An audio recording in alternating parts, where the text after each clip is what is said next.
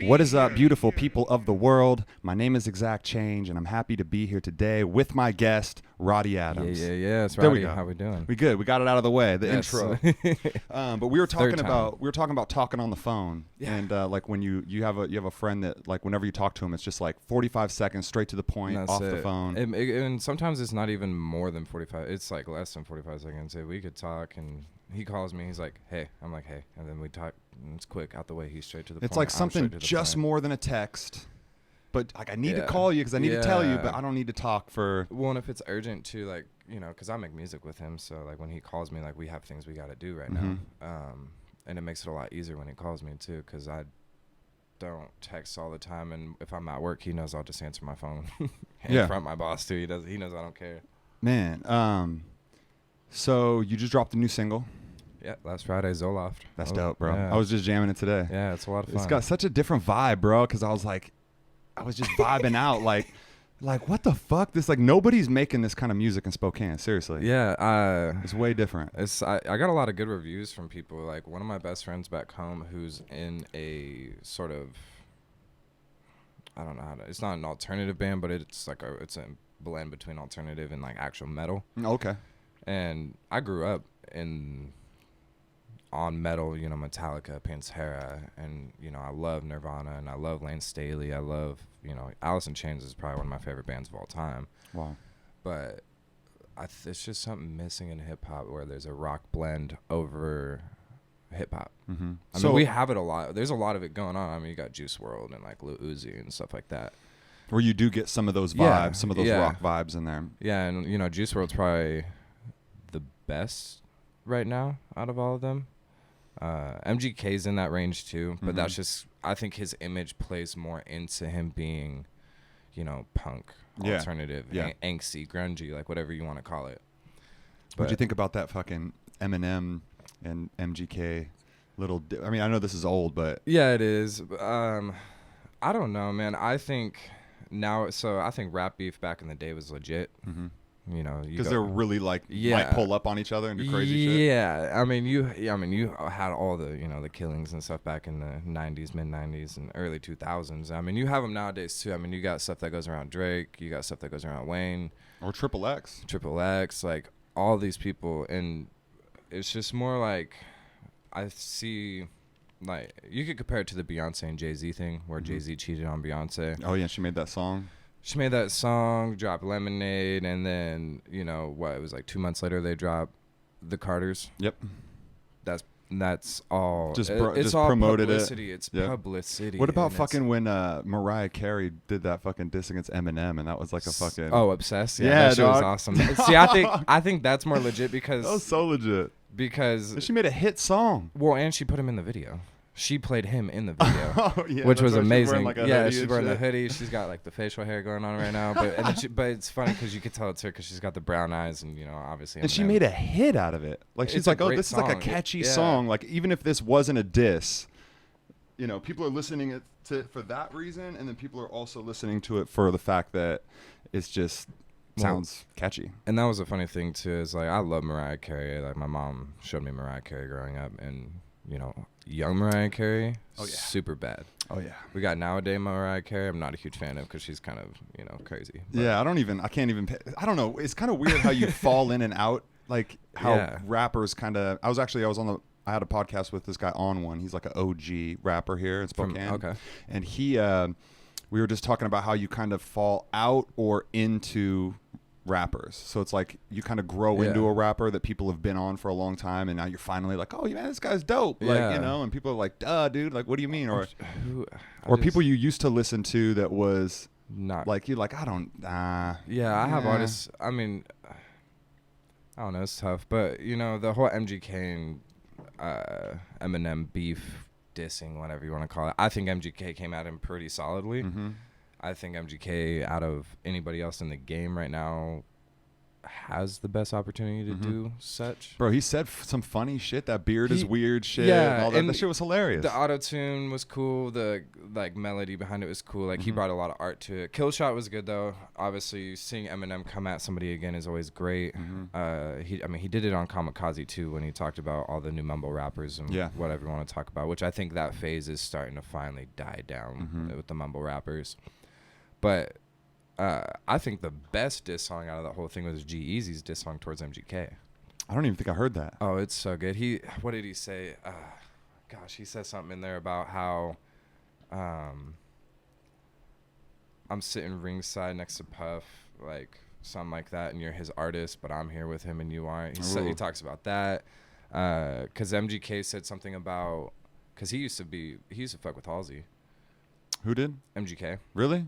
Yeah, back in the day. Oh, yeah. Okay, no, I didn't know that, but I knew that like before she blew up. Yeah, and then G-Eazy and her got together. Obviously, that fell apart.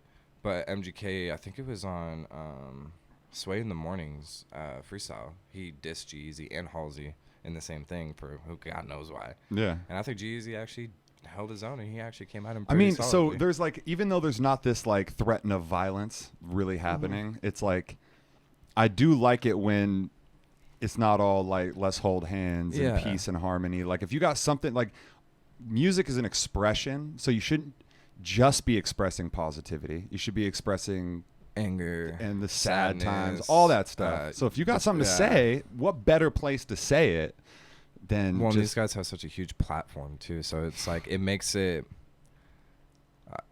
just makes it to where fans have to almost choose sides. But then if you're smart enough and you can look through the smoke, like Jeezy, Jeezy's popping. We all know that. Eminem is an old timer, and MGK is like in between. So, I mean, MGK is pretty blown up too. Like he blew up in his music, but now he's acting and doing all this shit too. Bird Box. I mean, that movie I thought was trash, but his acting was pretty good. And then what he did in The Dirt, the Motley Crue documentary. Dude, I like that one. It was so good. That was good, I've watched dude. it 5 times. Really? Yeah, because I love Motley Crue. Like, that was solid, so bro. Cool. They're so cool. Not a bad actor either. No, he's not. Surprisingly, he's funny as hell. I think he can thank Pete Davidson for that. Not that side of him, but for exploiting it a little bit more, because Pete Davidson is funny as fuck. So what, are they friends? They're like best friends. Really? Yeah, they just did an interview talking about why they're friends and stuff like that. And MGK was saying, Pete Davidson could actually rap.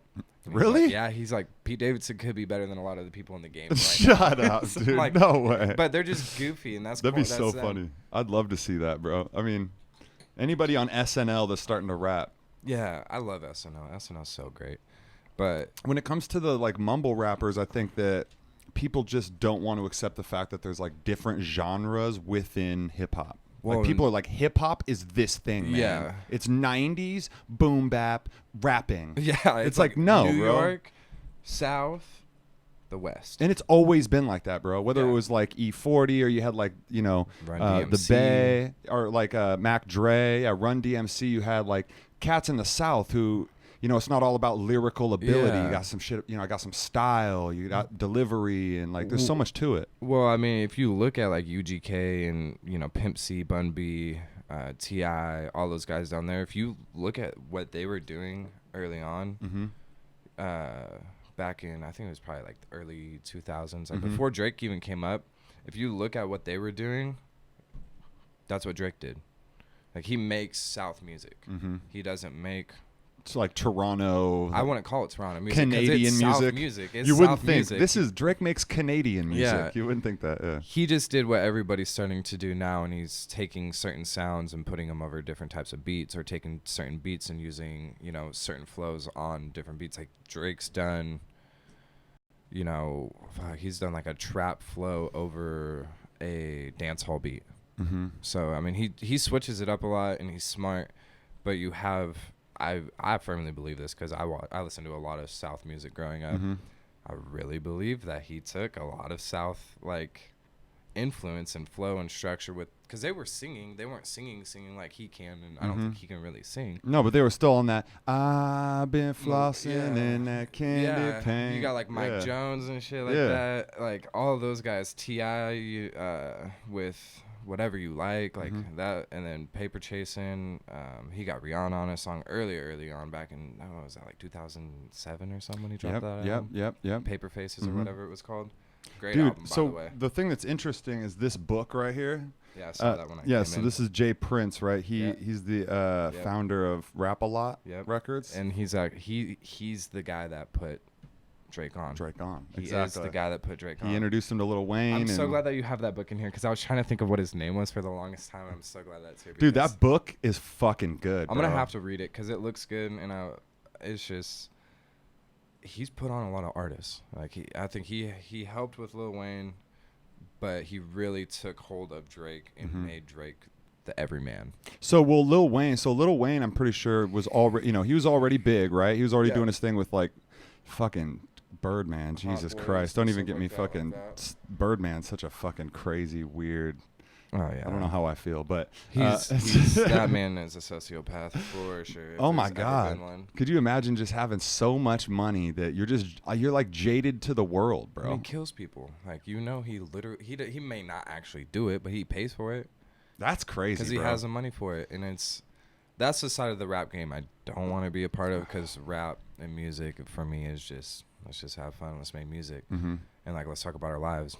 The thing is that there's a difference between like, or there's a line where there's like, hey, this is what you love to do, this is music, and hey, what's going to make people pay attention? What's going to be entertaining? It's going to give you power. Yeah, and like controversy, people fighting, topics that are kind of tearing people apart, or the thing where people diss each other and you have to pick a side. It starts a conversation, and then people start, boop, boop, boop, boop, boop. Everybody's talking about it, and it's always a huge like power ploy. Like, people do these things for more power. Yeah. Like, there's a reason why Jay-Z has so much power. There's a reason why Birdman has so much power. It's kind of weird that Jay-Z, because I never thought that Jay-Z, out of all the rappers, that he would be the billionaire. Like, that he would be... He's so fucking smart. He's literally took the crack game to Wall Street. Yeah. He really did. And now he's got that NFL deal or whatever. Yeah, he's got that going. And, he... like Maybach Music, you had Rick Ross, Wale, Meek Mill. God, I love Wale. I do too, and I like Rick Ross too, and I fuck with Meek Mill, but I like Wale quite a bit. But if you look back at it too, and you look at what's happened in the last, this last summer and last spring, Meek Mill was still in jail. Yeah. Who got him out? Jay-Z. What does that do? Oh, I didn't even know that. Yeah, that gives Jay-Z more power. Damn. Because he has, and then now Meek Mill's in the streets trying to clean up the streets and be good about it. Like, he was on YBN Cordray's newest album speaking about Meek it. Mill? Yeah. God, dude. Yeah. I got to listen to that again because, dude, that album is solid. Yeah, that's a great, what is he, 22? I fuck YBN with him Cordray? As a producer, dude. Or as a rapper, like, as a young... No, he's cool. He's great. And he's really trying to change the image of young rappers now. Because you got that image of, like, Lil Yachty's, Juice WRLD's, X's... and he's young and fresh, but he's got lyrics. Yeah, he's got bars, and he's got good topics. Like, he really takes a topic and really blooms it. Like, he opens up that flower and really picks every petal from it in order to get something going really well. And then Meek Mill was just on St. John's new album. I don't know who that is. God, I slack on the good. new shit, bro. I slack on the new shit, bro. So St. John is from Brooklyn. He dropped an album last year that was super good. What does he sing? He raps? He's like that melodic hip hop type deal. Like that's what I like, bro. To me, he's kind of like the Black Post Malone. Oh, okay. In a sense, the way he harmonizes, the way he holds notes and everything like that, but it's not pitch perfect. He wouldn't appreciate that though. He'd be like, don't. No, I mean, I would. I mean, Post Malone's dope. Like, no, I don't listen to him, bro. But a lot of people fuck with Post Malone, bro. I was just at the Kingsley and Scout, and these guys were like, Post Malone, you gotta check his new song, man. Da, da, da, da. I was just like, I never really. I don't fuck with people that are too popular. I don't know why, because I'm always looking for that like right below surface. Yeah. Because it's like, oh, you're popping, you good. See, and I feel that. I feel that too, because that's how I found St. John too. Is he was just kind of like underneath, and I was scrolling through YouTube and I found him. He had like 1 million views on this song called Roses, and then he dropped an album and it was popping, and then he's doing all this shit last summer and going into the fall, and then this last winter he just signed a deal with Rock Nation. Oh shit. Yeah, and then he's out, like, which is huge, because Jay-Z again. Fucking Jay-Z. Jay-Z's hard in New York. Like if ASAP Mob wasn't around, he would have Rocky and Ferg on his label too, probably. Yeah. But he's probably about to get Donald Trump on his label, bro. He's about to have just ultimate power, which is great because he's smart with his power. He's not rambunctious. He's not wild with it. You know. What was that song he did? The with the cartoon video. Oh, the story of OJ. Damn, that shit was so fucking dope, bro. So I was just having that conversation with Ant recently about why Jay-Z's one of the greatest. Mm-hmm. That song right there, if you look at it from the standpoint of a racial standpoint, phenomenal. Separates, puts it in a perspective of like what African American people have to deal with daily still, but we're so naive and blind to it. Like in the Northwest, it's a little harder to recognize racism and all that stuff, but I can tell on the East. I mean, especially over here on the east side of the state. Yeah, I mean, you know what I mean? We're people close to just Idaho and Montana, where if you go in there, you're like people. This is the biggest thing to me is like people ask, what is white privilege? What's white privilege? You not knowing what white privilege is? That's white privilege. Exactly, bro. Like you not getting pulled over for just driving. White privilege. Like, oh, I have problems just like everybody else. Okay, well, just imagine having those problems, but then you're discriminated on also. Yeah. Like everybody has those same problems, but now there's just another problem on top. And if you imagine it from the standpoint of you don't hear of white third world countries. Really. That's so true. You don't. I mean, back in the day, Ireland. It's so true. They had the Irish slaves and like stuff Sweden, like that. All these like places that you just think they're like, oh yeah, they're doing good. Well, and there's so many things that they do a lot better, based off of their legal system and what they do based off their health system. That's a lot better. But they don't have white third world countries. So it's crazy because I was listening to somebody talk about something like, I think it was Colin Quinn, who's a comedian. He's got a Netflix thing, like a political Netflix thing. And he's just talking about how everybody was smart to like take a place like Europe and break it into all these little countries, because how different is Salt Lake City from New Jersey? Like two different places. Yeah. So it's like, we have this one big country with like all these motherfuckers in there. It's like, it almost makes sense to be like, all right, yeah, like breaking off into places where it's like, dude, you got a different place. Like Utah is like its own place. Yeah. And that's kind of what like states are. It's like if you like guns and you like, white people, then I guess go to Idaho. Yeah. Go to Montana. It's like, oh, if you like fucking smoking weed and just people that just accept everybody, you need to hit Seattle, Portland, like even just Oregon, Washington in general. Just the Northwest in general. And that's what's crazy is I think, weed becoming more legal and Washington being one of the first states to do it. That's why we're seeing like huge population increases out here, because people are moving out here and it's beautiful. And then they come out and they're like, holy shit, it's beautiful out here. And it's chill. It's calm. It's not like relaxing, jam packed and everybody's, like. I remember I lived in New Jersey for a little while, and like they have something called a jug handle. So like you would see a Walmart or something on your left hand side, and you'd be like, oh, I'm about to get in the lane and take a left. No, motherfucker, you get in the right lane, you take a right, which swoops you around to go to the left. We have that. My dad lives down in Bend, Oregon. They have stuff like that. So they have stuff like that. Okay. Yeah, but it's weird. You got to take a right to take a left? Yeah, like it's the same thing. There's a Walmart out there that you can't take a left at the light. You have to take a right, go over the bridge, come back down. Yeah. Like, why? And then if you miss it, because you're in the left lane, and then you look over to the right, and you're like, oh shit. And then and if you're not from there, like, and Siri always fucks up. Like, she's gonna take you in weird directions. Like, I've been with people. They're like, "Why are you going this way? It's right there." And I'm like, "Do you see a turn right there?" And I'm like, "I'm from here. Like let's just go." See, when you're from there, I think that's the issue with motherfuckers that just rely on GPS. Bro, I lived somewhere for like a year. I used GPS every day, and I still didn't know where the fuck I was. No. And I do that. So I moved out here 4 years ago now. And where are you from? Actually, I'm from Portland. Oh, Portland. Okay, yeah. Dope. I almost moved out here 4 years ago to the date. 2 weeks from now will be 4 years ago. Wow. And I had to, anytime I go to a new place, I will look it up on the GPS. I'll look to where I need to go. Like, unless I go to Seattle or Somewhere like really big. Yeah, because Seattle's got hills and shit. I drive a manual, so I'm not trying to get stuck on one of those. That's a big deal, yeah, especially in the winter, bro. It's rough out there. We went out there for a show one time, and like we hit a steep incline, and the light turned red. And I'm like, and so I'm like sitting there holding my clutch out while I'm hitting the gas, fucking my clutch up so I don't kill it, because I'm gonna kill it on that big of a hill. Yo, it's like, hey man, whoever's in the back, is in the wrong, right? So and that's if I slide back, it's like, yeah. oh, hey. Well, and that's the thing too, is like I had already tested it on the hill too, and I'd like slid back a little bit. But that's the thing, is it's just big cities I use GPS. But if I came out to Spokane.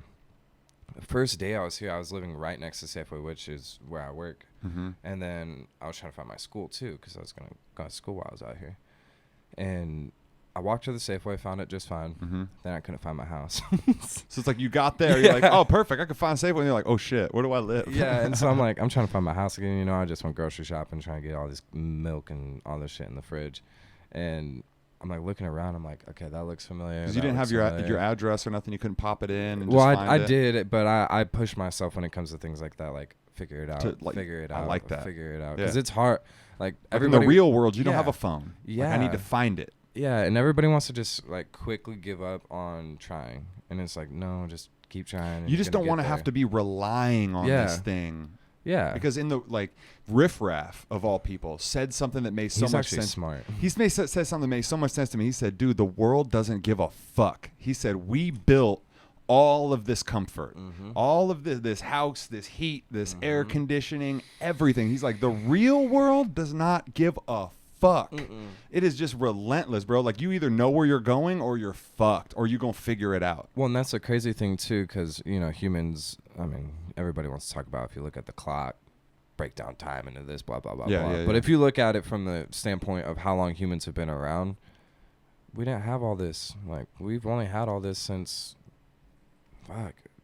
recently, really. Oh, motherfuckers from the past would be mad. They'd be like, the fuck, we bro? Were stupid. Y'all just playing PlayStation, just chilling, dude. I was fucking out here hunting. I was hoeing down the yard. Just anything. Well, and it's just amazing to, people forget about the history of where we've come from, all that stuff. They just think this is life. And it's like, no, like we didn't have cars. We had wagons. We had feet. What you walk on, what you're tired of walking on is like. Or even when you were like young, you would just walk somewhere. Yeah. Like, or you get your bike. Yeah. Or you ride a bike. Like, I got to get to my friend's house. I'm going to figure it out. Yeah. And it's funny because my friends always live so far away from me, and my parents would not drive me anywhere. They'd be like, you can walk. I'm like, fuck, man, like that's a long ass. And it's funny because it's like I'm either gonna sit here with my parents, or I'm gonna go to my friend's house. Like it's gonna take a few hours, but it's all good. Yeah, but then you enjoy it too, because you get there and you fuck with your friends, and then you're walking home, you're like, oh, that was a cool weekend, and it's like your parents weren't there, they didn't have to do anything. See, the thing is that it's the hardship of the walk or anything like that makes you so appreciative of being there. Yeah, and it happens to just like people rely too much on technology. And granted, we have technology all around us right now, like to stay cool and stuff, but we're doing business, so it don't matter. But like, nobody had this in like the fucking 1800s. Who would have thought that like listening to a conversation would be something that people would want? Like, I want to listen to you, just like, because people are like, okay, I know who Rotti Adams is, or maybe they don't know who you are, and they're just like, but to be able to hear you have like just a normal conversation, because like you see someone's image on the internet, on Instagram or something like that, but to really hear you formulate your opinions and like how you put words together, like all that stuff makes somebody more connected to you when they're listening. And that's the thing too about technology and social media and all that, is like you post things to give content to people. That's what we do it for as artists. Like we put it out for people to have content, because this is like what we're doing anyway. Like back in the day we just did it, we didn't put content out, but now you have to, and like now you have to have an image now. You can't be just any average Joe. Like you have to identify yourself, you have to identify what you look good in clothing wise. If you're fat, you gotta rock it somehow. Like Travis Thompson kills it, or whatever it is. Whatever you got, whatever like, whoever you are, like just rock that. And then work on your craft, but make sure you're working on the image that relates to your craft. Like, so with us, like my buddy Matisse and us, right? Like, so I feel like our image is just so regular. Yeah. Like, it's just like, we're just dudes. Yeah. Like, we're just regular dudes. Like, we don't have crazy hair. We ain't got no face tats. We ain't got no crazy shit going on. We just like, these are just two white dudes that we were expecting to be shitty that just killed it. Yeah. Like, and that's our thing. See, and I think that's like one of the things I love about you guys too is, I think, everybody out in the Northwest is, it's a huge market right now. There's not a lot of people doing a lot of stuff out here music-wise. There's a lot of popular artists that are mentioning the cities around us in their songs, but there's nobody from here besides Macklemore, really. That's Travis Thompson. And Travis Thompson now. And like both, and he could thank Macklemore for that. Cause so another one I like, Dave B. I've heard of him, but I've never listened to him. You should. Okay. Yeah, Dave B. I'll check him out. Dave B. is really good, dude. He makes music that I feel like that you would fuck with. Okay. He makes this like cool shit, just like vibey stuff. Vibey shit. Yeah, I like that. See, I can listen to anything, man. Like, you put it in front of me, I'll listen to it. If I don't like it, I'm gonna tell you. But that's another. I guess we got Lil Mosey too. I forgot, but I don't really count him as a Seattle artist, in my opinion, because he does not represent what the Northwest. So he tweeted out, I think, or something. He said, I'm the best rapper in Seattle. No. No. What he said was, I can't remember if he said, I'm the most poppin' artist in Seattle, which would obviously be true, yes. Besides Macklemore, or he said, there's no real talent in Seattle, or like no talented artist besides me in Seattle, something like that. See, that's just arrogance and ignorance. Like, why say that? But the other thing that I think of is like, but you're young. Right. You're a young dude. I said a whole bunch of dumb shit. If I was popping with a bunch of money and a deal and they put me on XXL and shit when I'm fucking, 19, 20, I'm like, I'd have said so much dumb shit. Like, I just wasn't there. So it's easy for me to be like, oh, man, I'm 32. So why are you saying dumb shit? It's like, but Gifted Gab called him out. Oh, good. Gifted Gab. Yeah, she's great. Yeah, she's great. She's phenomenal. Her and who's the other girl she rolls with? Blimes. They're both good. But that just brings back to, you can be young and that's fine, but there's some smart young people. I mean, we just talked about YBN Cortez. Or Travis Thompson. Yeah. Same dude. I think he's 20. I think he just turned 22. Young. He's young dude. And he was on tour with Mac. So what actually happened with him is he went to, they have this thing called the Residency. In Seattle, right? Yeah, he was talking about that in an interview. And that's like a program where like young artists come and they kind of school in this thing. And he was like one of the kids in that, like, top of his class in that program. And Macklemore took him on tour and took him out in front of fucking huge crowds. And then you slowly all of a sudden see like, whoa, like this blow up.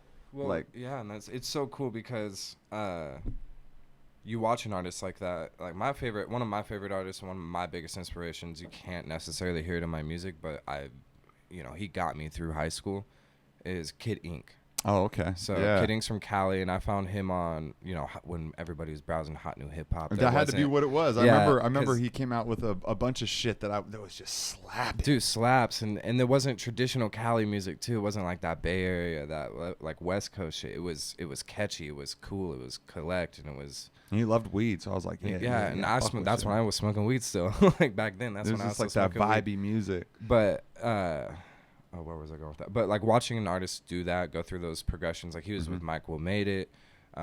He did things with DJ Ill Will. Yeah. He started the Alumni. Those are all cool things to have been doing back then because people weren't doing what he was doing at the time. And then, like, I saw him sign a deal with RCA, and then you kind of saw his career crumble a little Isn't bit. it weird how like somebody really has a come up? Like, this is the things that like make you scared when you're like a new artist in hip hop, and you're like, oh, this dude was so popping for like this 4-year period or whatever it was, and then all of a sudden it's like, I mean, even Wiz Khalifa. So like I was really into Wiz like early, like probably first 3 projects, and then he makes great music. And then it kind of just like it just became like Wiz. whatever. Like I Wiz. just found like I said, I guess for me personally, being an underground guy, I never want to give too much shine to the people that are getting so much shine. I'm like, you're doing good. So let me find. So obviously, I remember on the last podcast that we did that's not recorded, but we talked about Mike Bogan. Yeah, he's great. I love Mike Bogan. And he's underrated. He's super underrated, and he's a great person. Like, I've met him a couple times. I've had conversations with him about music over Twitter, everything like that, because he's very open to fans and other artists communicating with him over Twitter, Instagram, whatever you like. And he makes, I think, how did I find him?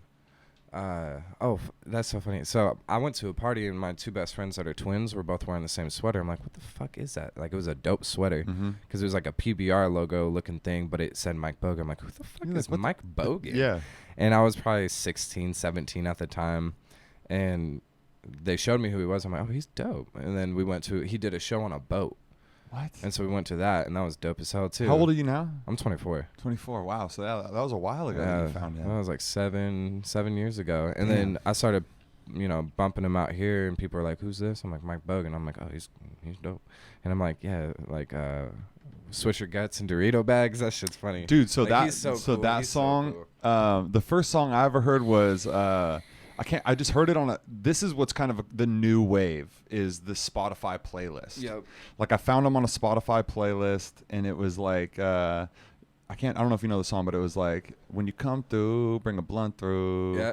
And it was like him and a bunch of other rappers, and I didn't even know. I just saw the name Mike Bogan. I saw this weird ass cover art. The song was dope. There was all these rappers. I didn't know which one was Mike Bogan. Yeah. I didn't know what it was, right? And then I found out that he's like, wow. Yeah, and he's super cool. He's super cool, and he's got a great voice. Like, he says, motherfuckers wish they can make songs like I do. Yeah, and like, he like I was saying about you and Matisse, like you guys make like Northwest hip hop, and that's where I feel like your image on that side, of going back to the image thing, is like perfect.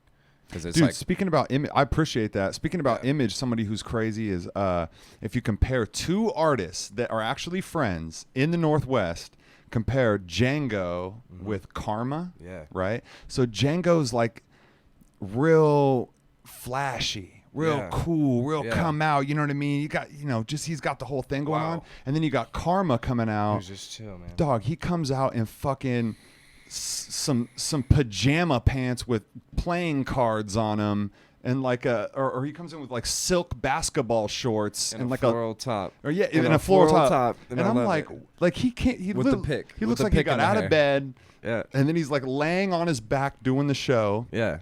I'm like, what the fuck is going on? He does crazy ass shit. He does that like it ain't shit for him, and at the same time, it's really not. Like, he's like going on to the Northwest again, and trying to like really talk about that. It's popping out here, man. Like, there's so many talented artists. Like, that's why I wasn't offended by what you just said about Lil Mosey, because I'm not really on that stature. But like, I don't know, why not just put people on? Like, shit, talk about them. Like, Macklemore's doing it. Like, and I think that's what the Northwest embodies as a whole anyways. Like, you go to Portland, you got food carts, you got homeless people, and you support. You go to random local shows. I've been to like so many underground random little. There's a lot of support there. Yeah, like, people, like, the culture in Portland is to get out there and like show support and shit like that. I mean, you see that everywhere too. I mean, you see it in Seattle. You see it out here quite a bit too. I wouldn't say as much to a high degree. Starting to trend more that way, but I feel like anytime it's weird because there's not a lot of conflict. Like, there's not two country music dudes that are like, "Yo, what's up, bro?" Yeah, like, what are you doing? Oh, you ain't stunting like me.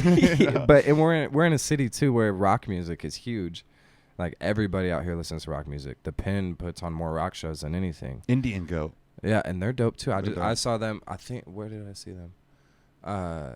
Rainier and. Oh, you saw them at that Rainier party? Yeah, I went up at the Roxy. Yeah, and I was there Roxy's too. You were? Yeah. Shit, of course.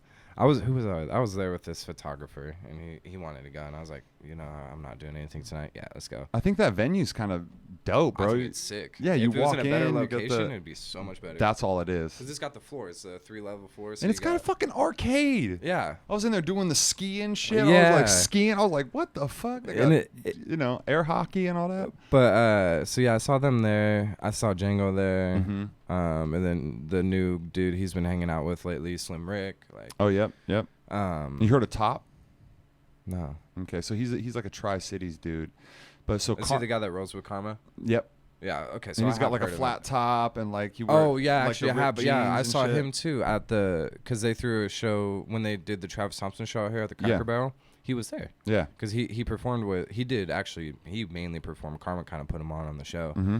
He did his performance there with like Macintosh and Macintosh Jenga. is dope. He's dope. I love there's that. There's so dude. many cool. Like I said, there's so many cool artists. You got. I mean, I'll just name them off real quick. So you got. Macintosh is dope, and he's killing it right now. I'm not gonna lie, I've been watching him a lot lately just to see kind of how he moves. He's doing shit. I'm like, well, he just went to Japan. To Japan, yeah. Like I'm like, what the fuck? Like, I'm trying to get to Oregon.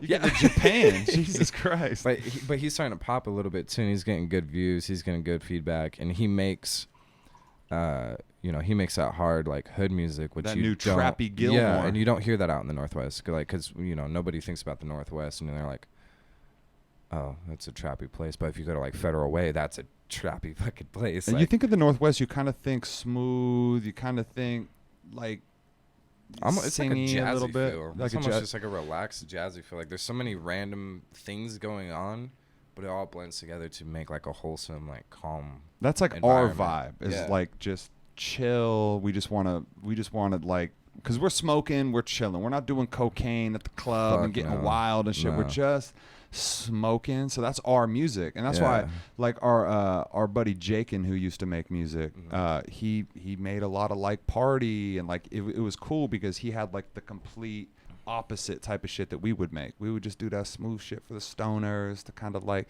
that Wiz Khalifa shit where you could kind of just chill, a little bit more lyrical ability, but and that kind of stuff is impressive too, like especially when you make our music with more artists, like everybody in 190 that I work with, I got Anthem Music. So please elaborate. Yeah, I got this. So Slim Man, Anthem Music, Tyler Rose, Black, myself, T-Row the Shooter, B-Wix, Hustle Man, Karis. Like there's so many of us. Damn. We all make such different music too. So it's like a record label? Yeah. So we have, we do everything legally that I can speak on. Yeah. But no, we run it like a label. Like we have everything. We got people down south. We got people in Portland. We got people out here. The main headquarters, I would probably say, is out here with me, Tyler Rose, Slim Man, and Anthem Music. But then you got T-Row the Shooter, who started the label with Anthem Music, and he's down south. So that's dope. So you guys are connecting, not just having everybody in Spokane. You got this thing. People know about 190 in the South. Like 3 cities right now. So and it's great. And so that's Portland, Washington. Yeah, Portland, Spokane, and down in New Orleans and all that area. And it's really cool because I don't think a lot of people do that and make it work, if that makes sense.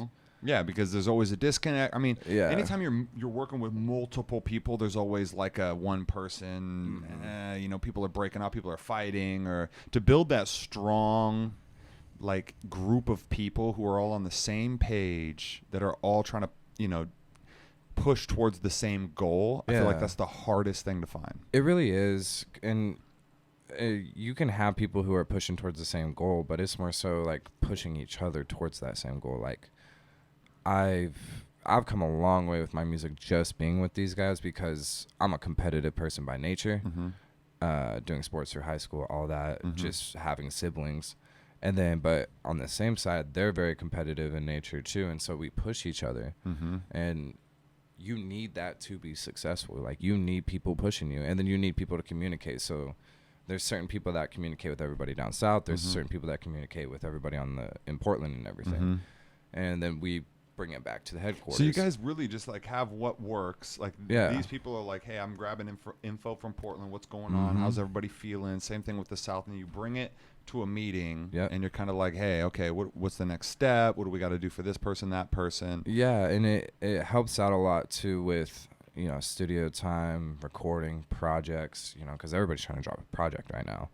Like we're all probably about to drop a project in the fall. Which is always tough, right? Because you're just like, we can't promote 7 projects, guys. Yeah. So how do we, we got to make sure that, that we're strategic about when we're dropping them, when we're dropping singles, who's dropping singles. Because I can't have people like, people checking out Rotti's album. Oh, then there's, you want to make sure that there's like all eyes on whoever's doing their thing. Yeah. And we're pretty good about, because at the moment we're just riding the wave of just keeping all eyes on everybody for the moment. That's dope.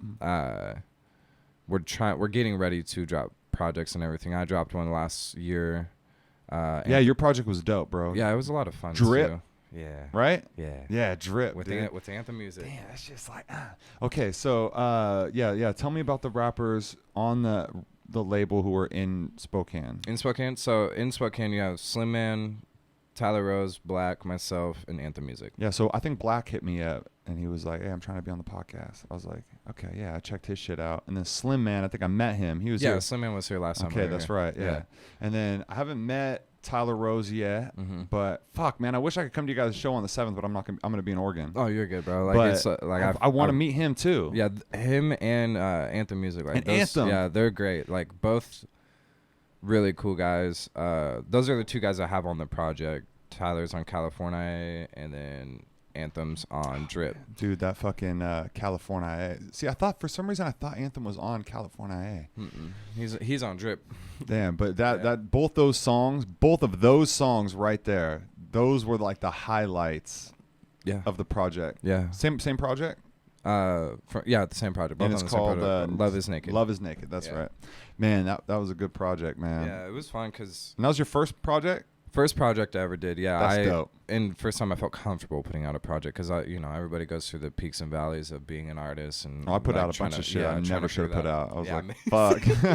I have so much shit recorded that I should put out, but I don't because I critique it too much. No, you're smart because we have a bunch of shit that's like recorded, but the hook's just not right or something's just not right. It's good to be very critical. There's certain words in there that you don't want. Sorry. No, you're good. There's times where I've wrote a verse, freestyled a verse, and I'm like, it slaps, but it's not there. And then I gotta go re-record it. Please elaborate on your process of recording because it's real fucking interesting. It depends who's in the studio with me too. So if I'm by myself, I tend to. It depends on there's so many elements to my process. So that's dope because it's not like it's not like your process is I just sit down, I find a beat, I write to it, I record it in the studio after I've wrote it. And then I pump it. Yeah. That's not it. No, it's really... So I took Tory Lanez, we're talking about underground artists. Tory Lanez was an underground artist when I was in high school. And then so I've watched his interviews now that I've gotten older because, he's a great artist in my opinion. He always talks about when he goes to write, he doesn't have a beat in mind. He doesn't have... a topic in mind. He doesn't have anything like that. He says he puts on a beat, and if he likes it within the first 5 seconds, just gets in there and starts whatever's coming to his mind, starts laying it down. Studio. And that's kind of a process I've taken into my own world too, because music is such a fast-paced attention thing, and we all have short attention spans. I don't care who you are. You could be the most attentive person in the world, but you still have a short attention span. And that's just because we live in the age of going. There's just a lot grabbing you. Yeah, and so music for me has to, if it's gonna grab me off the bat, then I know my lyrics are gonna grab somebody else off the bat. And so with the beat grabbing me and my lyrics grabbing somebody else, they come together and they make a good song. You're sitting down and you're knowing I have good taste. The people that fuck with what I fuck with are gonna fuck with this. Yeah, and it's just one of those things too, you have to feel it. Music is a feeling thing. To me, music's like a breathing organism. You have to take care of it, nurture it, do what you gotta do to it. And it's more so about, taking care of yourself too. But when it comes to my process, so that happens, and then, certain people are in the studio, I might sit down and write. I usually try to record by myself because then I can just really let go. It's kind of a weird thing because for me too, if it's a group setting, so I had a guy come from Houston, and we made a quick little, we do the More Bars Monday thing, and so we did one quick one that was this is actually more like a song, but I was writing in the studio and it just seemed rushed a little bit, like you're saying, when you're in there alone and you can just you don't feel any pressure to someone else is getting in or anything. You can just get in there and just you can try some shit knowing this might not work, but I might get some good shit out of it. I might get a good idea out of it, or this might be fire, or this. And you're just getting in there and you're just feeling the music and putting it down. That's interesting to me because I write everything. Really? Beforehand. See, I can't, dude. This is really inspiring. Like for me, I'm big on writing about what has happened in my life, which I think a lot of artists, like good artists, I can hear it in your music. I hear it in like the people I fuck with, like their music. It's big, like writing about what's going on in your life. So like to have a preconceived like topic for me is hard to do because there's already so many there. And so for me, when I go in the studio, I find that a good beat. If I feel it, like I'm instantly in the and it's kind of like what you're feeling right now. Yeah. Like you want to just get it on, especially if you have a melody or some kind of like angle that you're working the beat or something like that. Yeah. Like that shit could get lost even if you just wrote. And it's funny too because we were talking about pictures and Instagram and image and all that, but I'll use Instagram to, Sam's writing a song about a girl. I will literally go look at my ex-girlfriend's pictures to give me inspiration, get me sad. I'll fuck with my own brain just to make good music. That's a real artist, bro. But people don't see that when they look at artists. They're like, oh, they just make music. It's this like, is no, because we put ourselves through shit. It's watered down, bro. It's because it's that same thing that like one person ruined it for everybody. Yeah. To where it's like, people make such meaningless music. Yeah. So many people that when you have somebody who's like really see back in the day, bro, you had like if you saw music, it was like these people it was so hard to do music. It was so expensive. Like if you were doing a record or you were doing these things, like you couldn't just get online and make a song. And now so many people do that it takes away from somebody like you who's like you're saying, man, that's so meaningful to like, it's like an actor getting into character. Yeah. Where you're getting in there and you're getting those old feelings, but you're welcoming in like bad energy that to remind you, to get you into that space to be able to like deliver those feelings to the people. Because if you're not saying it with meaning, it's not going to sound good. Like you're just like, oh, memory. Whatever. Yeah. Cool. You got to be in it. Yeah, that's why, we talked about J. Cole last time. I think that's why he's so great, because he literally can put himself in those positions when he's recording. And I think that's a big thing for people. If you're writing a certain song, especially if it's emotional, like if it's just hip-hop and you're just saying... If you're just having fun, you're just spitting some bars, whatever. Like that's what Lil Wayne was like so good at. And he still is. He would just say the metaphors and just be like having fun. Yeah. And you would just be like, damn, this is okay. But then if you listen to like certain like the Carter 3, like... And that was the difference between like his mixtapes and his albums. Right. And his mixtapes I think his mixtapes are better than his albums, but I also don't really fuck with Wayne anymore. So what's your favorite Wayne album? Oh, man. I think we're going to have the same answer. It's just, I think the Carter 2, honestly. Ooh, that's so controversial. But I like the Carter. The Carter 3 is a great album. The Carter 3 is probably my favorite. The Carter 2 is, I get it. It's so good. But for some reason, at the point in my life that I was at when I heard Carter 3, it was just... Well, see, I was bumping that. So So what was that? That was like Lollipop. That was Dr. Carter. Miss Officer. Yeah. My favorite song on that whole thing is 3P or Beat Build. Beat Build's so dope. I don't care what anybody says. That's a phenomenal song. What about the song he did? It was like number 15. It had like Joel Santana, him, and somebody else, bro. And it was just like... It was just bars, bro. It was like, dude, Joel Santana. He's underrated. I don't care what anybody says. I don't care what anybody says. He was so great in the mid-2000s. But Beat Build or 3P. 3P. That was like number 2, right? That's my favorite song. I think that's actually the intro song. Or the intro, yeah. It was just like right one of those beginning songs. And then he's got Mr. Carter with Jay-Z. Oh, yep. That was so good. Great song. And then he's got, what's that song with T-Pain? I'm drawing a blank. A Millie's on that one, I'm pretty sure. No. I think it was. I think it was. Yeah, it was, because that's when he did the whole the video where he's just going through the tour bus and everything, which is funny as shit. Yeah, he had a bunch of good stuff on that. That album was just... Oh, he had the Please Don't Shoot Me Down. Yeah, that's a great one too. God, that one right there got me in my feels, so dude. That one, Tie Me Down with Robin Thicke and 3P are probably my 3 favorite songs on that whole project. And Mr. Carter. I like that song with Jay-Z. Dude, a great song. But I think the difference between the 2 and 3 for me is just like the 2 was Wayne hustling, becoming Wayne.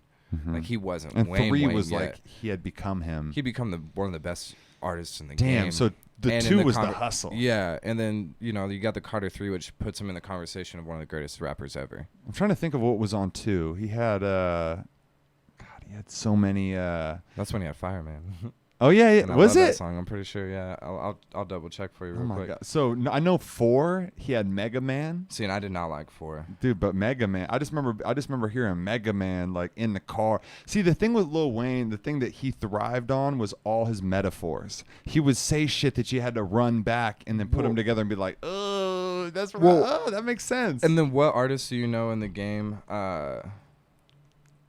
What artist do you know in the game that can literally say the same fucking thing on hundreds of songs, but in a different way? It's true. And it sounds dope. Mm-hmm. Like, there's not a lot of artists that can do that. Well, and he had the whole thing. He had the image, Fireman. and skateboarding, and like he was just, especially since I was into skating, like Lil Wayne was just so cool, man. I was like, damn, bro. Like, yeah, see, I fuck with the 2. Like, he's got. But that's what I'm saying. Like, to me, there's other cats that are like in Wayne's situation at 2 and 3 right now, and so those are the people that I'm watching rather than still watching Wayne, because a lot of people are like, oh well, see, this is the thing, is a lot of people I'm like, yo bro, have you heard of Mike Bogan? They're like, nah man, I'm still listening to Snoop Dogg, or and I'm like, what the fuck, see, bro? You just have the old hip hop heads still too that just don't. There's a problem, like that's what we were talking about. So much hip hop, you have a problem giving that new shit a chance. You're like, but you want the newest iPhone.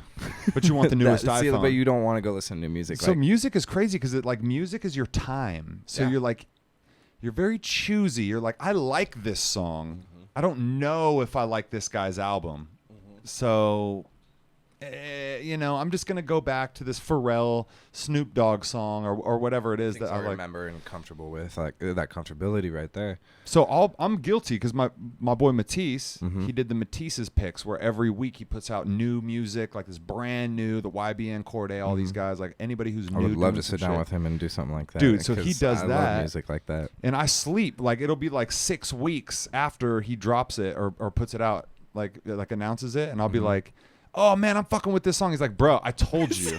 I told you. We just did something about this song. Slow, man. I'm fucking slow. I think it just depends too, because like for me, music is like a literal time machine. Like it puts you back into a certain spot. Like it can, marks a place. Yeah, and it hits you like in the brain, because like you'll be going through something that day. Like, fuck, what song is it? Shop. I think it's Shop. Party Like a Rockstar. Okay. Yeah. Do you remember that song? Yeah, with Chameleonaire. No. Or no. Party Like a Rock. I'm thinking Rockstar with Chameleonaire. Like a rock. So that was like who was that? Shop Boys, I'm pretty sure. Shop Boys. But they were only around for that one song. But that song still I'll listen to that song when I'm just trying to get hyphy. Because that marked a point in your life. But nobody knows who that is unless you grew up, unless you listened to that song a lot in that time period. And then you got like what's that song by D4L? Oh yeah, Laffy Taffy. Laffy Taffy, yeah, like dun, dun, dun. Like, that shit's hard because like I was a kid going to the roller rink at that time, and they were playing that song, and I'm like, I know exactly what they're talking about, but these other kids don't.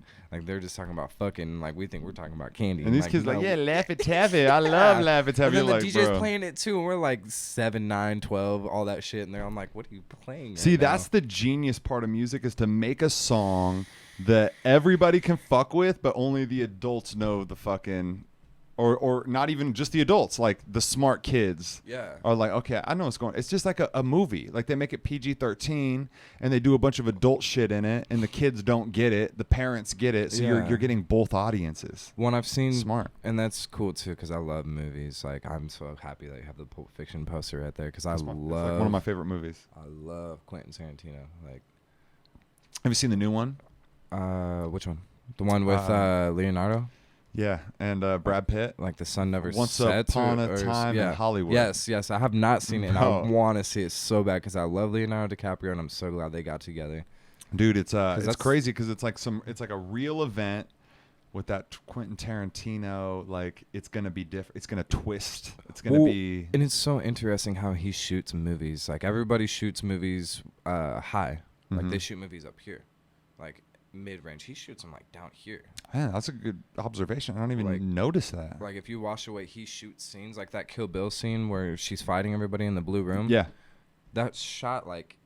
Here. Bro, both those movies are like my favorite. One of my favorite movies. Like, all he does the best directing. I don't care what anybody Especially says. Pulp Fiction was such a shocking movie because they had like the beginning diner scene, and they cut to all these scenes, and then you get back to the diner scene at the end, and then everything ties together. And it puts you everywhere. Like it makes you move. And it makes you think, too. Like, my dad put me on that movie when I was, like, 7. I'm, like, a 7-year-old watching this movie, and I'm like, who made this? Dude, your dad is dope. Oh, yeah, my dad's great. Like, I love my family. My family's a very important. A support system is important in anything. But, like, and they support your music and all that?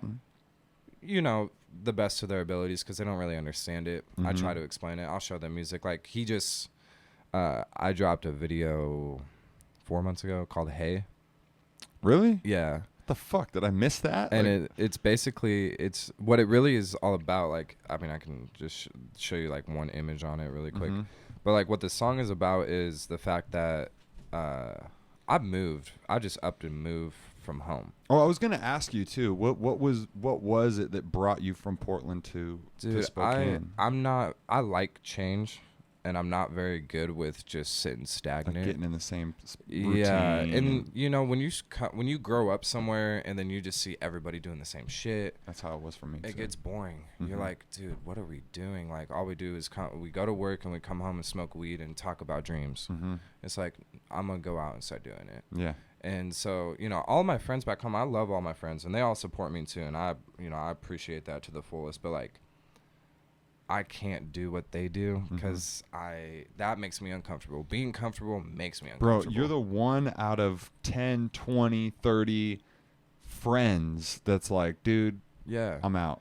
Well, you're the rare, like in every group, there's this one kid or this one person that's like, I want more than this. And I wasn't like the most popular kid in high school.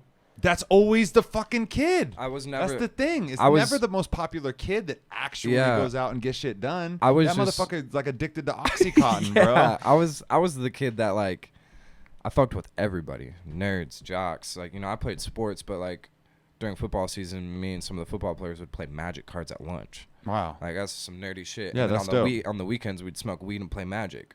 Like, we didn't do what jocks did. Like we weren't. But you're like, I could play football too. Let's go. Yeah, like I was good too. And then now I make music, and people are like, "What? Like, is there anything you don't think you can do?" And I'm like, "No, there's not." Like, I think one day I want to act because we just talked about movies and talked about one of the greatest directors, if not the greatest director ever.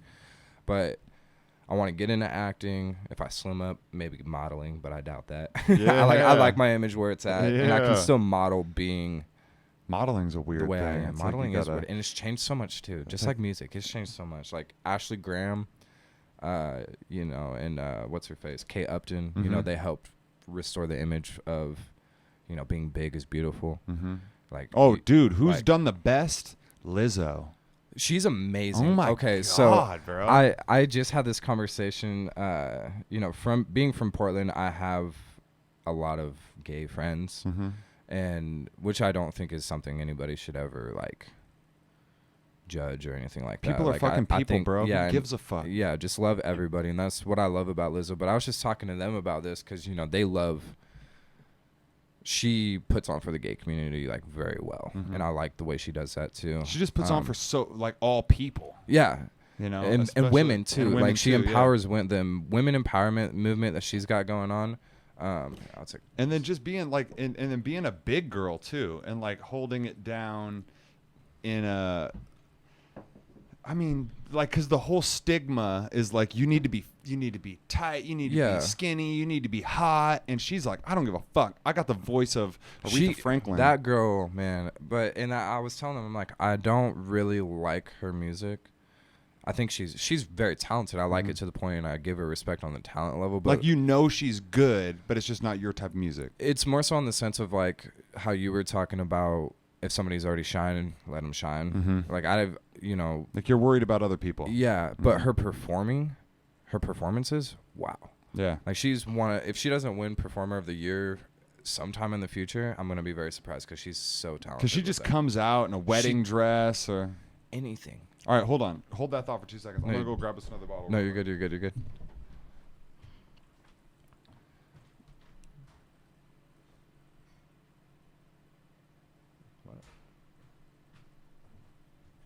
We don't pause. Nothing. Right. But she's a great performer. So here's that video that I was telling you about. So like it basically just. So when did this come out? 4 months ago. And I put scenes from Tarantino movies in there on the back. This was a fun video to So who does your guys' videos? I'll tell you. So the story behind that one is one of my ex-girlfriends, they have a big projector like theater. Okay. And so she let me use her camera, and I'm like, you know what, fuck it, I'm just gonna shoot this. So what I did is I went and chopped up like a bunch of pictures and videos of my family and everything that's made me who I am. Okay, like in the background? Yeah, and so I put my song behind that, put it on YouTube on private so only I could find it. Ah, okay. Played it on the projector, and then I came in and I put the camera on like, you know, those dinner things that you can sit on. Yeah, like from like a little dinner tray. Yeah, I put it on that, and then I like tilted it up so it had the angle. Then I recorded it like 5 different times and redid it, and then we chopped it up like that. Is this what you guys usually do? Do you guys have? We make all of our own videos. That is so fucking dope, bro. We make all of our own videos. So Anthem's got that one in the weed spot. Yeah, I think that's the first time I'd ever heard anybody. That's like the first thing that put me on to everybody. Yeah, that song's been popping too. Damn, bro. But yeah, like I love it. Like this is everybody's favorite song that I talk to. Dude, I can't believe is that on your album or is that just No, it's I haven't released it yet. Ooh, but it's out on YouTube? Yeah, and I wanted to test to see kind of like what numbers I got on certain things when it came to just putting out a video. Mm-hmm. And so I just put out the video for that and haven't put it out, but I'm going to put it out soon. I can probably put it out today if I fucking wanted to, but you should. I just haven't had, I'm working on a project, so that whole thing's going different. But this was tying back to my family. And so I have a little sister who is like the most important person to me in the whole world. Like everybody else can fuck off. Like you touch my sister. What's your guys' age difference? She's turning 13 this year and I'll be 25, so 12 years. Yeah, so that's a big deal. Yeah, and it's really funny because I have a weird family, like we talked about in high school. I was that same person in my family. Like, I have a younger brother, so he got a lot more attention than me growing up. Mm-hmm. I have stepbrothers, so they got a lot more attention than me growing up from, their step-parents. Mm-hmm. And then, my mom and my dad, they had to be attentive to the stepkids, me, and my little brother. It's a challenge being a parent to, trying to equally dish out, and usually the oldest one is like, hey dude, figure the fuck out. Yeah, we're taking care of your younger siblings. Well, and I was always kind of in the middle too, so both my stepbrothers are the same age as me. Okay. And then but one's from my dad and my stepmom, and the one's from my mom and my stepdad. Okay. And then I have older siblings too, so I have 2 twin brothers that are from my stepdad's side of the family. Shit. And then I have an older brother and sister who are like literally related to me. And then how old are they? Like 30s? So Chris and Casey, who are my 2 twin older brothers, they Casey's gonna be, I think they turned 31, 32 this year. Oh, okay, cool. So there's not a huge gap between us. They're like my age, so like not too bad. Yeah. Yeah, and like still relatable. Yeah. And I don't see them a lot anymore. Unfortunately, one of my twin brothers passed away 2 years ago, so I can't, obviously I don't see him ever. Yeah. But and then I have my older brother Chris and my older sister Brittany, and my sister lives out here. But I'm so busy that like it's hard for me to connect with my family right now. Dude, it's really tough. Just like you feel like, man, I should be putting more attention in, but then at the same time, I'm like, they want to see me succeed. Well, and if I'm not, I'm working. Everything I do for music isn't for me. Mm-hmm. Like I make music because I love music, mm-hmm. But if I get famous and it comes to money and all that stuff like that, that's not for me. It's for your family. Yeah, because my biggest goal is buy my mother a house and put my little sister through college. God, that's all I want. Because, like I said, well, she's 13. You got time. What, like 5 years? You got fucking time. She's funny too, because we're not actually related by any means. But she's more similar to me than any of my other siblings. Well, and then that's like a discussion of not everybody that is blood related to you is your family, and not everybody that's fucking, not related to you isn't family. Right. And that's how I am with just my friends too. Like, everybody I make music with is family to me. And we treat it like a brotherhood too, which is very rare. It's very in music rare. And stuff so like that rare. too. Especially in hip hop. But my dad asked me what if I had stuff on YouTube. I'm like, yeah, I got stuff on YouTube. Yeah, it's hard. My question is like, I tell them where to find all of it. I'm like, you can go watch it. And then my little sister saw it and she texted me and she's like, I can't believe you put me in your video. Oh, because she saw, saw that video. Because there's a video of her doing a little dance she's like, that all those kids doing. Like, you did not tell me about this. Yeah, what she said is 13-year-olds are always embarrassed. She's like, so all the funny time. too. She's just super smart. She texted me. What did she say? I gotta see what she said because she's such a funny little kid. Did I delete that message? I did. Anywho, she texted me and she said, I can't believe you did that. That's embarrassing. I'm like, nobody's met you, Kaylee. Like, just chill. See, so like, my family's all like from the country, so they just don't understand. Yeah. See, it's kind of like, oh, you're a rapper. Yeah. Oh, you're doing a rap, and like when they think of rapping, they're like sleeve tattoos and face tattoos, murder, and like gang slanging, and gang like banging, drug slanging, and like rims. I'm like, dude, listen, this is like there's many levels. This is the thing. There's different genres in hip hop. Like it's not this. Everybody wants to like to think that it's just this one thing, because in country music, it's kind of like this one thing. I mean, even in rock music, there's different genres. Yeah, that's definitely. kind of a norm. But like, I guess with jazz, it's like, oh, there's a one thing. There's a, with hip hop, it's so different. You have that. You got some auto tune. You got some kind of just mumble shit. You got some old school hip hop shit. You got the southern shit. People doing melodies. You got the West Coast, the East Coast, the lyrical, the just everything. That's the beautiful. It's a type of expression. It doesn't see, the thing that made my music better was realizing that I don't have to follow rules. And yeah, same here. I don't have to go by a template. Nope. It's actually frowned upon to go by the template. Yeah. Just do what you're feeling. Hip hop music lets you have the freedom to do whatever you want. You never, like, if you're thinking, because like a lot of times we would do like a hook and then a verse and then a hook and then a verse and then a hook, and we're just like, what are we doing? Let's not do a hook. Like, fuck let's that. Just let's just no hook. Yeah, let's just do what we want to do. We have songs together as like a group where we just go back and forth. Like, nobody hits a hook. We don't even talk about the same fucking topic on it, but it works. Yeah. And that's the thing that's amazing about hip hop music, is it just works. If you just do what you want to do, it works. Because it's you. That's what people are buying into you. Yeah. They're not buying, I mean, some people buy into a popular song. But most people that are a fan of you, they're like, dude, like, I fuck with this dude, like his message, his whole thing.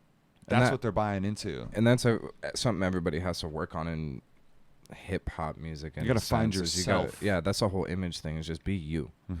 Be you, talk about you, live life too. Like, don't be afraid to just fucking,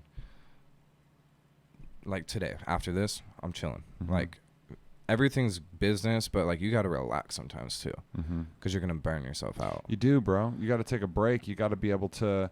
The other thing I realized is that if you're gonna make music, you have to go through experiences. Yeah. So go travel. Hip hop music, especially, because go do shit, bro. If you're just going, like you're saying, going to work, coming home, smoking weed, doing the same thing, then what are you gonna rap about? You have nothing to talk about. You have nothing. If you're not getting your heart broken, if you're not breaking hearts, like if you're not going through shitty shit, when your car breaks down, like if you're not doing shit, like if you're not doing shit, you can't make shit. And it's so hard too, because you're talking about country and how it's pretty much the same thing all around, but it's changed. I've watched it change, because I still listen to country music. I listen to all music, and my family is similar to your family. They're part of them is all just country music, and so when they tell them I make hip hop, of course they're not going to just play it in their car, but they're going to support me and listen to it and be like, okay, cool.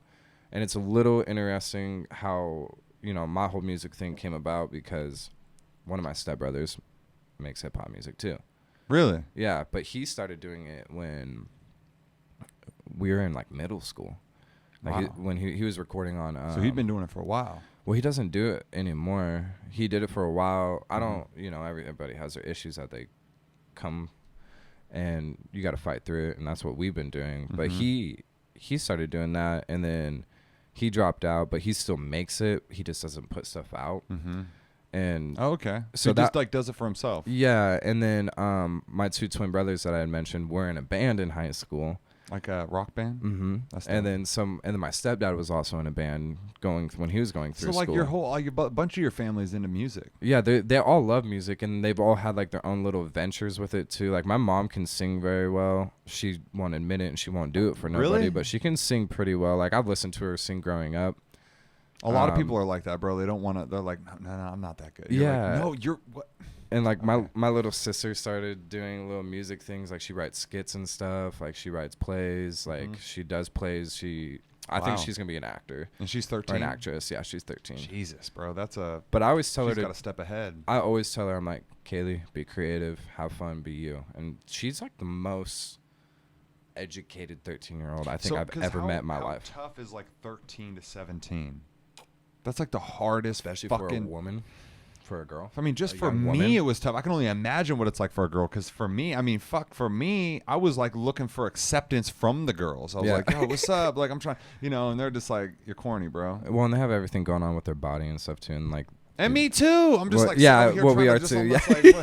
I'm like, God, like we can't communicate right. Yeah, like, no, and it was a weird time, dude. It is a weird time too because I think 13 to 17 is tough. I think 17 to like 20 is like one of the easiest points in your life because, you're cool in high school, you figured out your spot in high school, you graduate, you get your first job, you're just kind of going through life. You don't have a lot of responsibility, but at the same time, it's building. I feel like there is a lot of responsibility that you just don't see, right? So when I see artists or somebody, like if I see somebody like Django or Karma, right? Or you. Yeah. Somebody who's young and they're doing it. And I'm like, fuck, I wish I was like that well put together and smart when I was like 21, 22, 23, because I was just like fucking off at that age. I was just like, like rapping and shit, but I wasn't like thinking we like got to do these videos. We got to, I was just like, it's all good. Like I got all the time in the world. Yeah. And it's like, oh shit, you turn 30, you're like, you don't have as much time as you think, bro. You better, when you're 40, what the fuck are you doing, bro? Right. Like you. Well, and it's funny too that you mentioned Django and Karma and myself, I guess. Because if you look at the three of us, we're all so different. And then if you also, from what I've seen with how they've gotten to the point where they've gotten in music, Karma was kind of at the same point like you were talking about where he was just fucking around, just doing Facebook videos, rapping like that. And then he started taking it serious. And look where he's at. So when did you first hear of this guy? Karma? Yeah. I've been listening to Karma so one of my friends, last 4 years actually, shit. When I first moved out to Spokane, one of my roommates that I lived with, because I moved into a house with Gonzaga students. Dope. I didn't know anybody. Great. I walked in, I said, yo, what's up? I'm Brandon. They're like, do you go to GU? I'm like, fuck no. And they're like, what? I'm like, because I can't afford that. They're like perfect. We fucking tired of GU students. Yeah, and somebody new. And they're hella snobby sometimes too. But they drink hard and they get their shit done and they get a good degree. But so my roommate Miles is from that area, and he knew Karma from high school. He went to high school with him, and so he started showing me his stuff. But but that's when he was just freestyling on Facebook. So you weren't even seeing songs or videos? No songs, no videos, no like, what's this guy doing? So you were on, but way before me. Well, I even asked my roommate too. I'm like, is he taking it serious? And he's like, nah, he's just doing it. And I'm like, he should take it serious because he's really fucking good. Yeah. And then like a year and a half later, he started taking it serious. And now look at where he's at. He just went on tour with Ryan Carveo. So the first thing I saw was that Come Our Way video. Right? Like that shit with him standing with the little, little spin, like all that. I was just like, oh, this is like. He's very creative. I was literally like, who the fuck is this? And like, I think I saw it on like a 10-second Instagram ad that just repeated. Yeah. And just repeated. And I was like, wait.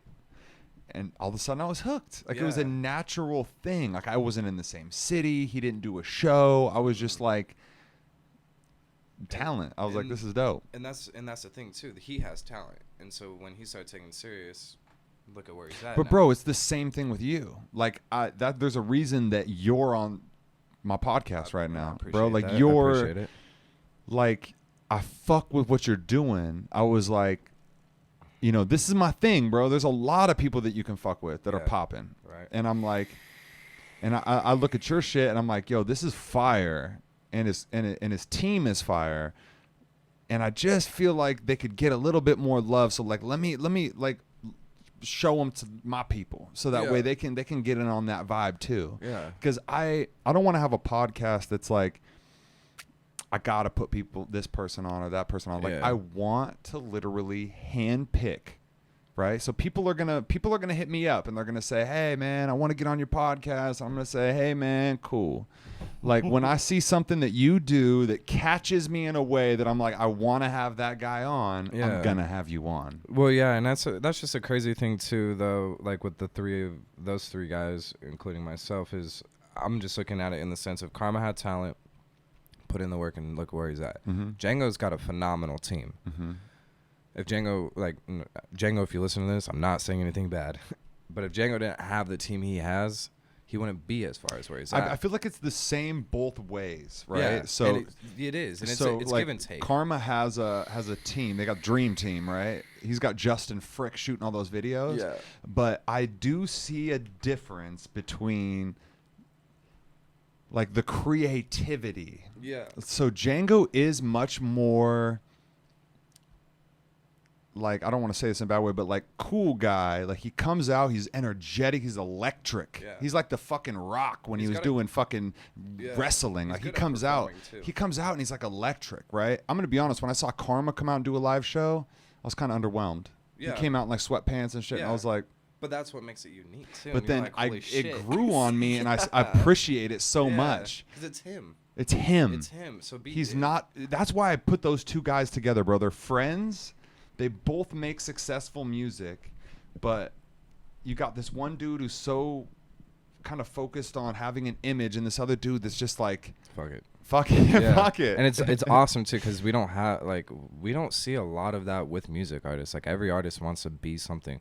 That is Karma's image, is fuck it. And then he went on tour with Tech Nine and Ryan Carveo. And then I think he had like a death in the family or something pretty sad. And like, I've only seen him post up things on Instagram and shit. Cause like, I was seeing him post up all the time, right? Like, oh, on tour, he's out doing all these things. And I'm just seeing him post up like shit about Bernie Sanders or some shit. Like, I'm just seeing like periodic like global warming or like I'm just seeing shit. But I'm like, what the fuck is Karma doing, man? Like, is he alright? Like, he's dope. He's really so cool. Dope. He's super cool. And then and Django's team's really good because Django's team brought Karma out here. Django's team brought McIntosh out here. Django's team brought Travis Thompson out here. Django's team is the very, very diligent, well thought out, and Django is like that Legacy song with Kung Fu Grip. Like, that song is like a classic song. Like, King of the Nine it's cool. It's not my favorite song, but that motherfucking Legacy song, like, they had something. They milked that song for so long. The video, they had it on Cam Newton's fucking. When I saw that shit on Cam Newton shit, I was like, well, that's but it's an interesting process too, because the thing is like, Cam Newton didn't have somebody make that video and put that song on there. They made that video, they put that song on there, and they sent it to Cam Newton's team. And he was like, yeah, this is fire. So he put it on his page. Like, you can get things and make it. That's social media, man. You can make things seem certain ways. You know what's fucked up, bro? Is when you see somebody have like a big break that you think is a big break, and then you're like, you see him not thrive that much off of it. See, and I thought him having... I was like, he's fucking, blowing up. And he's doing great things. He's on tour with, he's doing shit with Aaron Cohen right now. Who's a dude. I like that guy. And he's dope. But still, it's like... Jaron Benton's artist. You would think that it would just be like somebody on Jimmy Fallon. Yeah. Like, it would just boom. Like, it would just turn into that thing. So when you're an artist and you see somebody like if Russell Wilson was doing a workout playing my song, I'd be like, I made it. Right. You didn't. That's the thing, is that even though that your video on Cam Newton shit got 200, 300,000 views and it got all this shit. It's Cam Newton, though. It's still, you're still like, fuck, I still got to work. I still got, like, this isn't like a ticket. See, and I thought about doing something similar to that, too, after Damian Lillard hit that buzzer beater over OKC. Because I have a song that, like, the chorus says, that boy right there might just be a problem. Yeah. And it goes. I like it. It's one of my favorite songs I've ever done, but I haven't put it out yet. Okay, I was going to say, is it out? I don't remember hearing this. It's coming on it's going to come on American Hustle. I've been saving music to put out. Oh, talk about American Hustle. Yeah, so American Hustle is going to come out in October. That's the plan at the moment. Ooh, that's so close. That's 1 month, a month and some change. Yeah, it's 2 September months tomorrow. Date, actually. 2 months from the date. Because you're talking end of October. Halloween. Okay. It's a dark album. Ooh. There's a lot of heartbreak behind it. Real personal. It's just, I think this is me really coming forward as an artist. Like, Love is Naked was like, I was comfortable putting that out. That one was, one of my big things, and part of my image is women. And so that exploited that part of my image. And so I put that out there. But like, a lot of people don't know that there's a lot behind another person. Like, I'm a pretty boy. I know that. I own it. I don't care. But I'm like a very aggressive person at the same time. Like, I'm a pretty boy, but I'll fuck you up. So you're a rapper. This is a very interesting thing. As a rapper that doesn't smoke weed. Used to smoke weed, does not smoke weed. Yep. On your grind, staying diligent, not getting high. Yeah, and I drink. Everybody around me smokes, which is the funny part too, that everybody thinks is ironic, and I look like I smoke. They're like, I could ask this guy where some weed's at. Yeah, you got a lighter. Like, I get asked if I have a lighter all the You definitely look like the time. kind of guy that's got a lighter. And it's funny because I keep a lighter in my car for my friends, not for me, but I keep it in there for them. I know they're gonna ask. Yeah, and I actually I'll keep wraps in my car too, so if they bring weed, they can smoke weed. Jesus, bro, yeah, what a fucking friend! I just gotta look out for my people. I'm looking for wraps all the time. Oh, you got a wrap? Oh, fuck! Oh, we got wraps on deck. I keep them in my car sometimes. Just depends on what's happening that week too. Like, if I know I'm about to drive everybody around a lot, you'll have them. So that's how I am. I want to have something good for my guests. Yeah, and I appreciate this like crown. Even just having like a blunt, like just this amount of time without a blunt is weird for me. You're more than welcome to smoke. It doesn't bother me to smoke. I just didn't bring none. We smoked last time we did a podcast. You got them so high, they were so confused when we were driving home. Slim, I think, passed out in the car, and then Ellie was like tired. She went home and slept. I'm like, damn. Dude, I loaded that shit with fire. I wanted to make sure that everybody that hit it was like, whoa. What the fuck you smoking? and they commented on it too. But yeah, American Hustle is just really like me. Like, that's me coming out to me. And like, American Hustle to me isn't it's not based off the movie with what's her face, Bradley Cooper and fucking what's her name, the girl from Katniss. Yeah, Katniss Everdeen. What's her fucking name, dude? I always forget her name, honestly. I don't know why. I think it's because she had the Hunger Games role. Somebody's like sitting behind this fucking video right now, like yelling the name. Yeah, like, and they will too, and that's gonna be funny. What is her name? I can't remember, but it's more so about dealing with pain, being you, and like still pushing. Like, cause I have a song on there about my mom that anytime I go home, my mom asks me when I'm having kids. Mom, I'm 24. That's how my dad is. I don't want kids right now. I got too much I'm trying to do. I don't want kids right now. If it happens, then I'll man up and it. I'll take responsibility. And so like, I have a song on there that says, there's one line in there that I'm like, what if I don't like that bitch? And it's basically like, I could be with a girl, get her pregnant, have a baby. You're happy, but like, now I don't like her, and I don't want to be with her, but I have a kid. And so like, now all the money that I'm supposed to be putting towards my dream is going towards my child, which, kids are in my future, but it's more so like, this is my future right now. I can do that when I do this, after I do this. And you get to my age, bro, and you start thinking like, damn, bro. Like, because all my friends had kids when they were young and shit, right? So they just did it. Well, my brother had a baby 2 years ago, and my little nephew, and then my older brother has How old is he? Same age as me. So he turns 25 this year. See what I'm saying? Like, I'm 32. I'm thinking like, damn, dog, if you're going to have a kid, you should probably just do it. But you don't just do it. That's the thing, bro. Whoa. It's like, and I don't want to really like accept the fact that like kids aren't in my future because I'm super selfish for my time, and I want all my money to go into my dream. Yeah. And I am like, I won't be with a woman unless it's right. The one. Like it, you know what I'm saying? Not necessarily the one. I mean, like I'll date. Yeah, but it's gotta be somebody you can fuck with every day, and if you guys, especially if you're talking marriage or a kid or things like that, bro, it's gotta be someone. Other families. I guess maybe you live in a fairy tale where you're kind of like, you just know. Yeah. And I just don't know. I just haven't got to that point. Yeah. See, and you meet women, and you meet people, and you're just like, fuck, like maybe that was her because I fucked with her so much. And then it's gone. Because you have to move. You got to go. You got to do what you're doing. See, so my dad, like I come from like a father that had 2 failed marriages and then got, made it happen on the 3rd time. Well, so it's like, I don't want to go through all that. I don't want to go through the marriage and the divorce and kids the heartbreak and the step kids and all that shit. Like I really want to find somebody, but then at the same time, you might find somebody and then you can't have kids or some shit. And you're right. Like, and maybe that's just like, maybe that's the reason that people lead with like, hey man, it was meant to be. Fuck it. Yeah. I'm not meant to have kids. Well, and then, go based off, how you're talking about your family. Like my family's split, like super split. So I'm split a little bit. I got a stepdad and a mom. My stepdad I've lived with since I was 3. Yeah. And then a dad and a stepmom. And she's been my stepmom for probably like 15 years. Yeah. So it's like I've had these 2 families, right? But I've gone through a lot of different shit.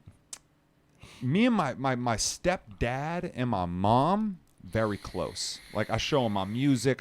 We have a music video that's not even out yet. I just sent it to him. I was like, yo, check this out. Like my dad, I ain't even told him my rap. Like my dad, like when Trump got elected, had a Trump flag flying in his yard, right? Yeah. Like my dad was in the Marine Corps. My stepmom was in the Marine Corps. Like so it's like so they're strict.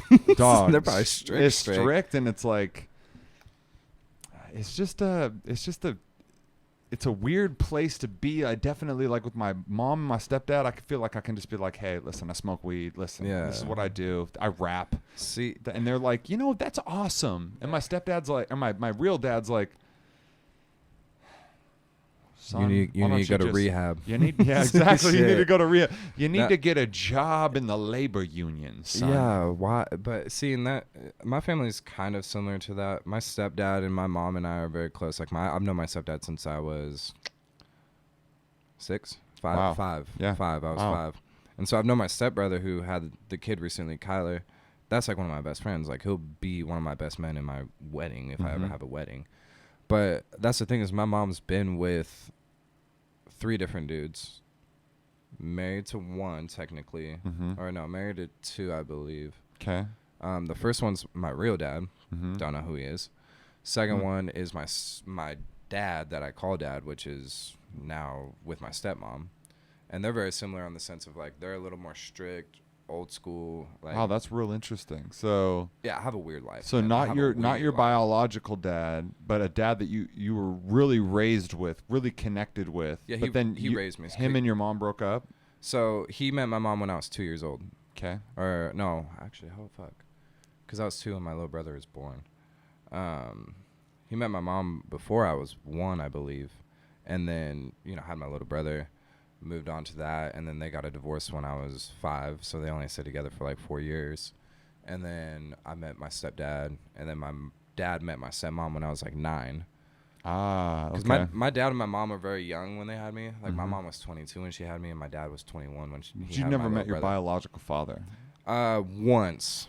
So like really young, and it was a forced meeting too. Like when you were older? No, I was very young. I was I was 7 years old, I believe, and my mom like pushed me outside to meet him. Wow. And so it wasn't anything I ever was comfortable with. You weren't really interested in it. No. You were like, dude, this is my dad. No, yeah, and so my dad, that's him, and then the guy that is my dad technically, like I have my older brother Chris and my older sister Brittany, who are his kids as well. And so they always remind me, they're like, he's your dad. And I'm like, no, he's not. Because they have a different relationship? Yeah. So, like, he raised them, and then, but didn't raise me, and my mom, like, moved on from that. So they're trying to get you on the page, like, no. It's like, and like, you're just like, not to me. But that's the thing, too, is, like, as a man, like, anybody can be a dad, but it takes a man to raise a child. Yeah, I love that line, bro. It's so true, because it's like your stepfather, right? That's like a dirty word. Yeah. Your stepfather. Yeah. Because that's always like a step parent always seems to be like, it's kind of like the mean parent. And there's a negative connotation behind it, and it's not even true. Like, my stepdad is amazing. Like, mine too. Yeah. He helped me through a lot of shit with my mother. Like, he's supported me moving out here, you know. He helped me get out here, supports my music. Like, he's caring. He's a dick. He's an asshole like any other fucking parent. Yeah. But he's older, and you gotta be a little fucking. But I wouldn't be who I am today if it wasn't for him. And that's how I feel too, man. That's how I feel about my stepdad, man. Yeah. Motherfucker was super tight, bro. We wasn't allowed to like wear shoes in the house, and like I feel like he would tell me to do the dishes, and then he would like dirty up the dishes for me to do more dishes. Like when I was a kid. Yeah, bro, that's my stepdad too. But then when you get older, you're like, I see you. I see why you were doing this, because I was a little bitch back then, and you fucking made me like the person that's getting the fucking dishes done. Yeah. Like, I'd get shit done right now. I would have been a fucking idiot back then. And then, so my stepdad, like, on the weekends, if we wanted to do something, especially in high school, it was either, so I played football, so Friday I had games. So I would go straight home. My girl would come over, go to sleep. That's it. And then the weekend, Saturday and Sunday, he's like, all right, so you guys can do chores on Saturday, or you guys can do chores on Sunday. But you guys have to pick a day. So 3 brothers had to pick one day. I'm in football. I love football. I'm trying to watch football on fucking Sunday. Oh, yeah. I'm not trying to get up at the crack of dawn and do yard work while Tom Brady's throwing touchdowns to Randy Moss at the moment. You got me fucked up. Like, I'm trying to see this shit right now. And no, I'm trying to mow the fucking lawn, bro. Come on. And so I always try to talk my brothers into Saturdays, but they always wanted to go do things. And I'm like, are you trying to go out on a Saturday? Yeah, like they're trying to go hang out with their friends, and I'm like, bro, let's just get it done early on Saturday. Go do that. That way we can relax on Sunday and just watch sports and shit like that and chill. So were they not so much into sports? No, they weren't. My brother. They're like, bro, we don't really give a fuck about that damn Tom Brady. It was my little brother liked sports. He was a Colts fan, so he like didn't watch because they sucked. Weird, yeah. Colts fan. Yeah, see a lot of those. Very, very weird. My best friend's actually a Colts fan too, so it's super funny. Shout out to Rotti's best friend, who's a Colts fan. So my best friend's a Colts fan. My little brother's a Colts fan. I'm a big Patriots fan, and my little brother's best friend is also a Patriots fan. Jesus Christ. But I'm a big Boston fan too. I want to move to the East Coast so bad. So my buddy, you know who? Have you heard of Derek Jenkins? Jinx Universe. You know who that is? I think I've heard of him. So he's okay. So I want you to check him out, bro. His name's Derek Jenkins. He just did a song. It's called Pushing Back. It's like a Donald Trump fuck you type of song. It's just like kind of really like he's super fucking talented. Is it on YouTube? It's on YouTube, all that shit. And Jenkins, just normal spelling. Yeah. And he's actually actually it's Derrick. Is actually what it is. Yeah, and Jenkins, normal spelling. But he's from Boston. Really? Yeah, and he's moving back over there, and that's the only reason I bring it up. But so obviously you're a Patriots fan. Yeah, Red Sox, Celtics, Bruins too. Obviously, I'm a Mariners fan. Seahawks. But I support all my local teams. I don't fuck with the Seahawks, but that's also because I hate Pete Carroll. I fucking hate that fucking that damn Super Bowl, bro, made Seahawks fans cry, and bro. Hate Patriots fans for the rest of their lives. Dude, just that interception, we was just like, we got this, and then like, oh. Well, and you know what made me so upset about that game too is the fact that Jermaine Kearse made that catch, and I'm like, are you fucking serious? Like every Super Bowl we've gotten into the last 3 times, this shit's happened. Somebody's made some stupid ass catch. Fuck. And I'm so glad when I watched that Falcons Super Bowl that we came back on, So glad Edelman made a catch very similar to that. Yeah. But that catch from the Seahawks win where he just butted in and just grabbed it. I mean, that was the craziest. Like, imagine just like a whole Seahawks party going down, everybody cheering. Oh no, trust me, I know. I had one. And then everybody's just like, all right, we out. Peace. So, everybody starts leaving. I'm like, dude, the vibe is gone, bro. Dude, so good. I was living in a house back in Portland, and everybody and their mom Seahawks fans out there. You're like you're the guy that like the one. So I'm wearing my Brady jersey, right? Oh my god. My buddy comes over. They're like, bro. Yeah. So I invited my little brother and shit, and he brought his friend that's also a Patriots fan. So he's rocking. I don't even know what jersey he was rocking. I think he was rocking a Bledsoe jersey. He was rocking an old school jersey. Okay. Yeah, and so him and I were sitting there like in the corner watching this game at my house. The outcast. You're like outcast in your own spot. In my own home. And then my little brother and all his friends are all, he just roots for the Seahawks because it's going against me. That's a brother rivalry already. Okay, yeah.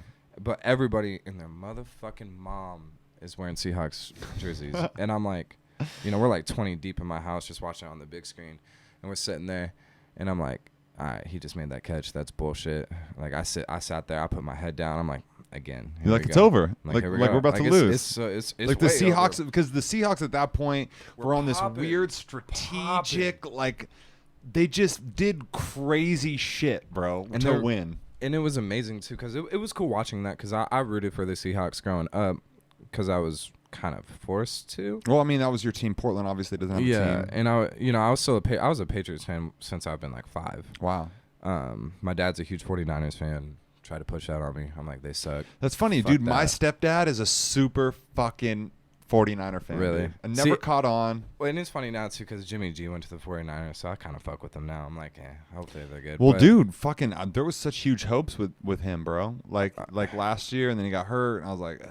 His first preseason game was trash this year, and then he came back and he went like 13 for 19. That's okay. I think we might have talked like about that, dude, because I remember just talking so much shit about him in a good way. Like, dude, Jimmy Garoppolo, dude, that guy's fucking wild, I'm hoping, dude. Like, man. I'm really hoping, because but you ain't got fucking Russell Wilson, boy. You got fucking Drew Brees.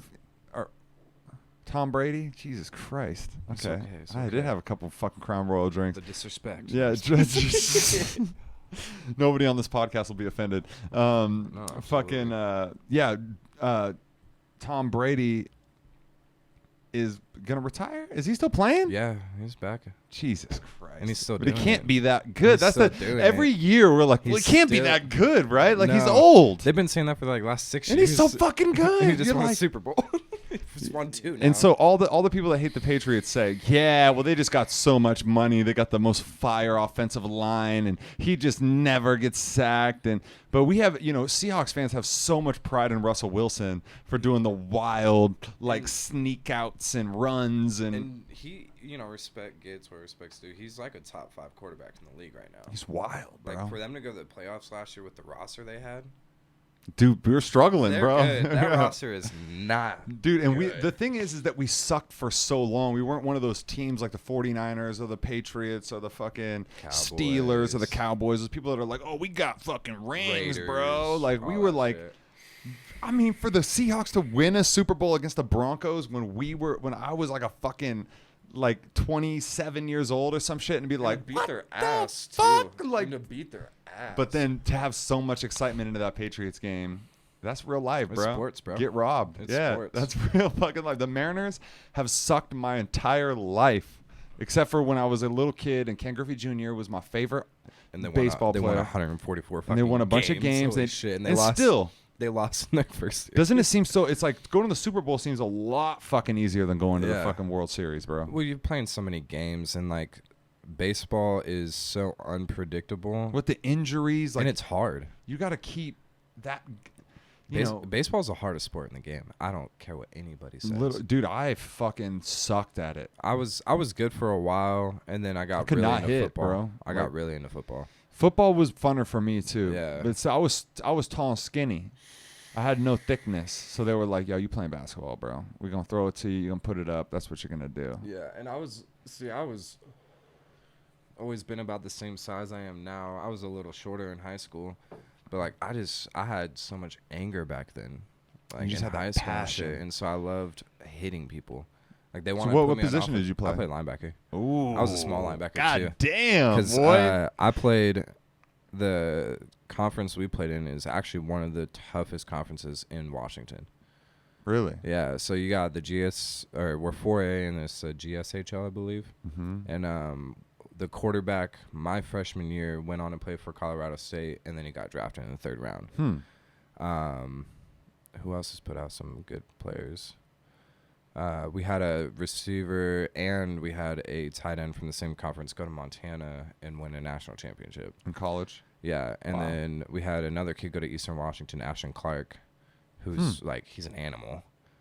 Played with Vernon Adams. And then we've had kids go, we've had teams go to the state title game a lot against Skyline, which is the premier 4A team out here in Washington. You got. I think I heard of them, but you got Bellevue, but they're 2A. Okay, I'm not too familiar with the. It's just class sizes. Mm-hmm. It's just how many people are in the school. Oh, okay. So Bellevue is a private Catholic school or some shit like that, so they don't have a lot of kids, but they have athletes out the ass. They beat 4A, 5A teams. So that's what's crazy is having the. I mean, you got cats like you. It's they got this small linebacker. It's no, bro. This dude will fucking eat you. This guy's got heart. And we were one of the worst teams in my conference, which is all cool and stuff, but it's still a lot of fun. It's high school sports. You don't get those moments back. It's weird taking that to another level, I bet. To college or pro, where you're... I've had friends do it, and it's just I've never had a friend go pro in anything, but I've had friends go to college and play sports. Dog, you going up against a motherfucker that's from the south weighs big as 350 fuck, and can run a 440. God, bro, it's a different. That's scary, especially with all the concussion shit that comes out. It's a weird discussion of do you even want your kids to play football? But that also relates back to music and stuff too. You have, these artists that you're you look at them and you're are they good? Mm-hmm. And then they're good, and you're whoa. But then you're comparing them to the pros. The pros, yeah. Or you see somebody, you're oh, you got a little image, but are you any good? And the cats that are good, they got both. Yeah, and I've seen people like Tory Lanez. That's such a good example. He's got a great image, and he's just good. And he's good. I think Drake's image. Drake doesn't have an image. Drake's built his image up a little bit. He's an everyman, dude. He's just an everyman. That's really what his image is. He doesn't. He had to separate. See, the thing I give Drake is that he had to separate from Jimmy. Yeah, and he did. But he did. It's oh, you an actor. Yeah. Now how are we gonna really perceive you as a rapper? Yeah, and then he put in the work, he put in the time, and now he's one of the best fucking people will put him up there in the best of all time. I can't for me just because he's changed his music style. If you were to say singing, rapping, someone who, because I don't know, I'm an old school cat. Yeah. So when I think best rapper, I'm oh, you got Nas, you got my favorite rapper of all time is Devin the Dude. That's my favorite rapper. That's my favorite rapper because his music is the music I like to make. It's just chill, it's laid back, and it's about real shit that I'm doing. Somebody took the doobie from the ashtray. Yeah. I was looking forward to that. I come back, it's gone. Somebody took it. And that it's just weird. Music's just so weird where it's gone now, but it's great. It's amazing. I like people that are making it from the heart. That are making things that they're really going through that I can be or not even just me, but people like that person can be man, wow, that really resonated with me. I feel you. I've gone through that. That's a big fucking deal. And for you, most people when you fall in love with an artist, the artist is speaking to you. Yeah, you're bro, what you said. That's exactly what the fuck I'm going through. And that's what music is too. It's just make it be just be you, man. And it's kind of transferring from party music to really connecting. I haven't heard a lot of party music no Asher Roth. Remember fucking LMFAO? Yeah, I haven't heard shit like that. Nowadays when you go to a party, you hear J. Cole's, you hear Kendrick's, you hear Drake's, but then you also hear Shawn Mendes. You just hear a whole bunch of everything. It's a playlist. It's a whole Spotify playlisting. It's a whole music playlisting. The playlist thing is taken off, bro. Just catching a vibe. Okay, this is my party vibe. this is my fucking sadness vibe. Yeah. This is my fucking I'm about to work out vibe. I'm mad. Well, and that's a big thing too, is just like the taste of people's like music is, I believe, elevated in the last few years. I believe so too. If you try to put LMFAO like in today's music, like if they were coming up, doesn't work. It doesn't work. It doesn't work. You could put them with the Rats in a fucking. Well, and that might be one of those casts that came out. Pretty much what they were, where you just come out real quick. You had a hit that was like, oh, okay, and then there's just not a lot of substance. But there's a reason why like Pitbull's not popping anymore. Same thing. There's a reason why Flo Rida is not popping Same anymore. thing. Like they made party music. They made that like islandy, like beach, like Flo Rida, Florida. Florida, yeah. Dude, it's so stupid. Who even thinks of that? Florida. I didn't even think of that. That's just that whole thing. I really do think everybody's taste in music has elevated in the last 5 years because there's so much of it. That's the thing, is that it goes to this weird part where it's like everything's super watered down, and there's like this trendy time, and then it comes back in, and it tightens back up, and people are like, well, there's so much shit, it's all of a sudden cool again to be able to put people onto the dope shit. Well, and it's just, I think music's the best it's ever been right now, all around. I mean, you're right, because there's a lot more resources, like anything that music has been, people. And the crossing of genres. Yeah. People are able to just, like, the people that are able to say, like we were saying, you don't need this template. You don't need to do this thing. Do your thing. Yeah. Don't do what you think people are going to like. Do what you want to do. And there's a lot of people doing that. And people are like. Well, you got, like, Kane Brown and Country coming over and doing songs with Khalid. So that's crazy. I like Kane Brown. I fuck with Kane Brown. He's dope. I don't even know him that well. He's so. But I know who he is. I know he's a country singer. Yeah, and he's got a cool image. Like, he doesn't look like a country singer. Like, you would think he should stay in that Khalid range, like that, like cool, vibey, like soft hip hop R&B type shit with like the high notes and everything, and the raspy singing. But he's a country singer, and he's just super. He just does it, man. He just does his thing. But he makes, I don't know, man. It's weird. But that's the coolest thing. That's why music to me is at its greatest, is because like country music is getting a lot better. So it's weird because when you hear people, they say, like people that fuck with hip hop, they say, oh, it's like, what do you fuck with? Anything but country. Like that. And I love country. Bro, I have like guilty pleasure, such a fucking appreciation, especially coming from because I really pride myself on being a songwriter, right? And how the songs are written. I'm like, yo, country musicians, like especially like Kenny Chesney and people like that, like Tim McGraw, Toby the motherfucking Keith. Dog. The songwriting is so good. I just have such an appreciation. My friends are like, well, who else is there? There's so like the new day, like the new age country artists like Dan and Shay. Are you talking about Lil Nas X? No, I can't stand that dude. I respect him, but to me, it's another Mo Bamba situation. Is that not like a perfect? Does that not give you a little bit of hope as a local artist, though? That it's like, I might just fucking make a song that all of a sudden is like. Yeah, I mean, everybody like. But listen, that's anybody. Everybody in hip hop is like, I fuck with anything but country. Yeah. And then this one weird guy made a country guy blows up. But his Panini song, I've heard that. Is so much better than that song. It's weird how it doesn't get the recognition, but it's because of the fact that he went against the grain and he switched up shit. And he got fucking, Billy Ray Cyrus. Yeah, you got that. You got him on there, and but that was so he could stay on the country charts. But it's weird how it's not just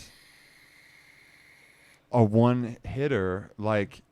It's like the longest, like setting records. Like what? If you look, it's not that good. If I'm listening to him, like it's not that good. But is it? Is it that good? No, it's not. But if you look at it from a historical standpoint, so like 15 years from now, somebody looks at it, oh, that's one of the greatest songs ever, and they listen to it, they're like, how? What? Yeah. What? But that's a crazy thing too. Is you have that song. I'm gonna take my horse to the old town road. Like that was it. Well, and then so the thing I don't like is. He came out as gay after all that.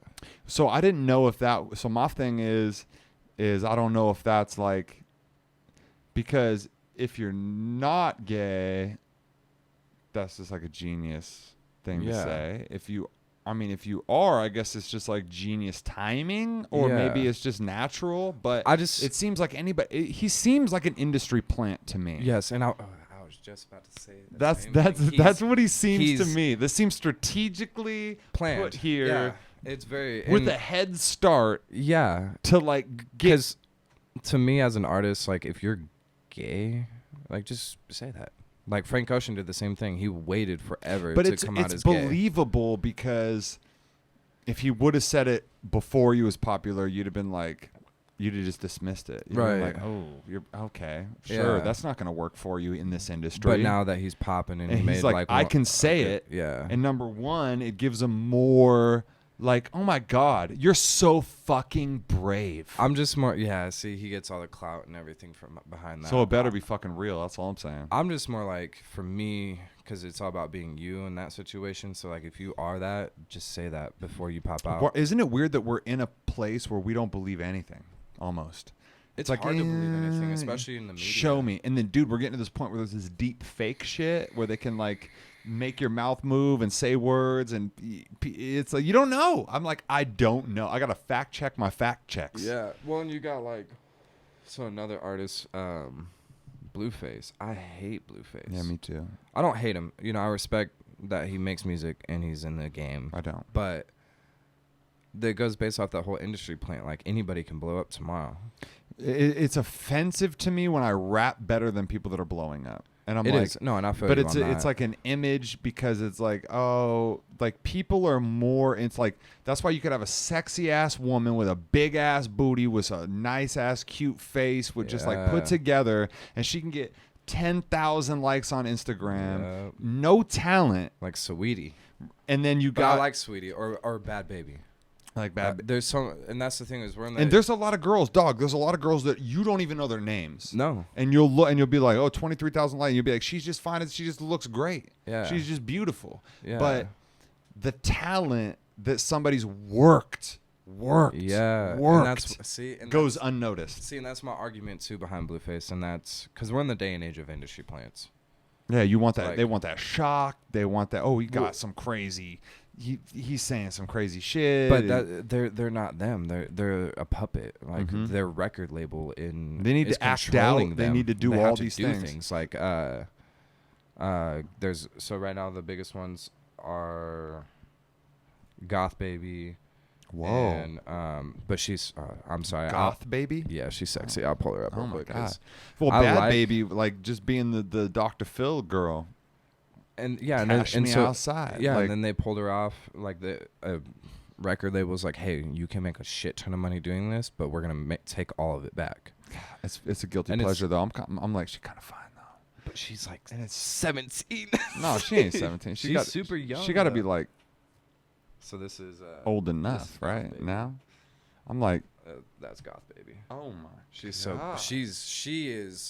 She did a song with Trippie Redd and Lil Xan, who I also believe are both industry plants. She fine too. So Trippie Redd, I was just seeing some shit. I think he's an industry plant too. He definitely looked crazy enough for you to be like. Well, I just like that look though. That like. Yeah, I'm kind of a she crazy got that, little bitch. She's got that fucking the Harley Quinn vibe going on, bro. And she makes music too. So. Yeah, she did a song with Wiz Khalifa too, which was okay. But you know, she doesn't make. And she's new. She's new, but that's another thing. Is she's an industry plant because if you look back on her records. And you look back on her music, she doesn't look like that. She didn't have the people face are like, people will say, "Oh, the industry plant thing is just, dude, you're just falling into the traps of thinking that the industry is smart enough to put people there with a designed plan to be successful." Does that sound crazy? No, it sounds logical. It sounds very logical because, like, I would do it to make money. If you were a business dude that didn't give a fuck about music. Or people. And you were just like, I could turn you into this. I know what shocks people and makes people want to just keep. There's something that's weird. Something can be so bad like a car wreck is like the analogy, but you want to keep looking. You can't turn away because you want to see see if somebody died. You want to see if somebody got hurt. You you're want to like, see that holy shit! Like, what is fucking And that's like what it is. It's like something that's.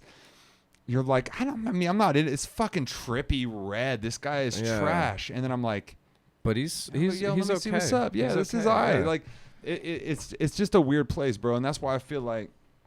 Even a guy in my shoes, somebody who really likes old school hip hop, somebody who's really into that, don't barricade yourself out from liking something dope. Yeah. So one artist that I really fuck with is Rex Life Raj. I've never even heard of him before. That's another one you gotta look up. So he's from the Bay Area, and he's dog right up your alley. Really? Right up your alley. What is it? Rex Life Raj. So it's REXX Life. RAJ. Yeah, and he is REXX? REXX. Okay, he's like one of the first ones that pops up. Yep.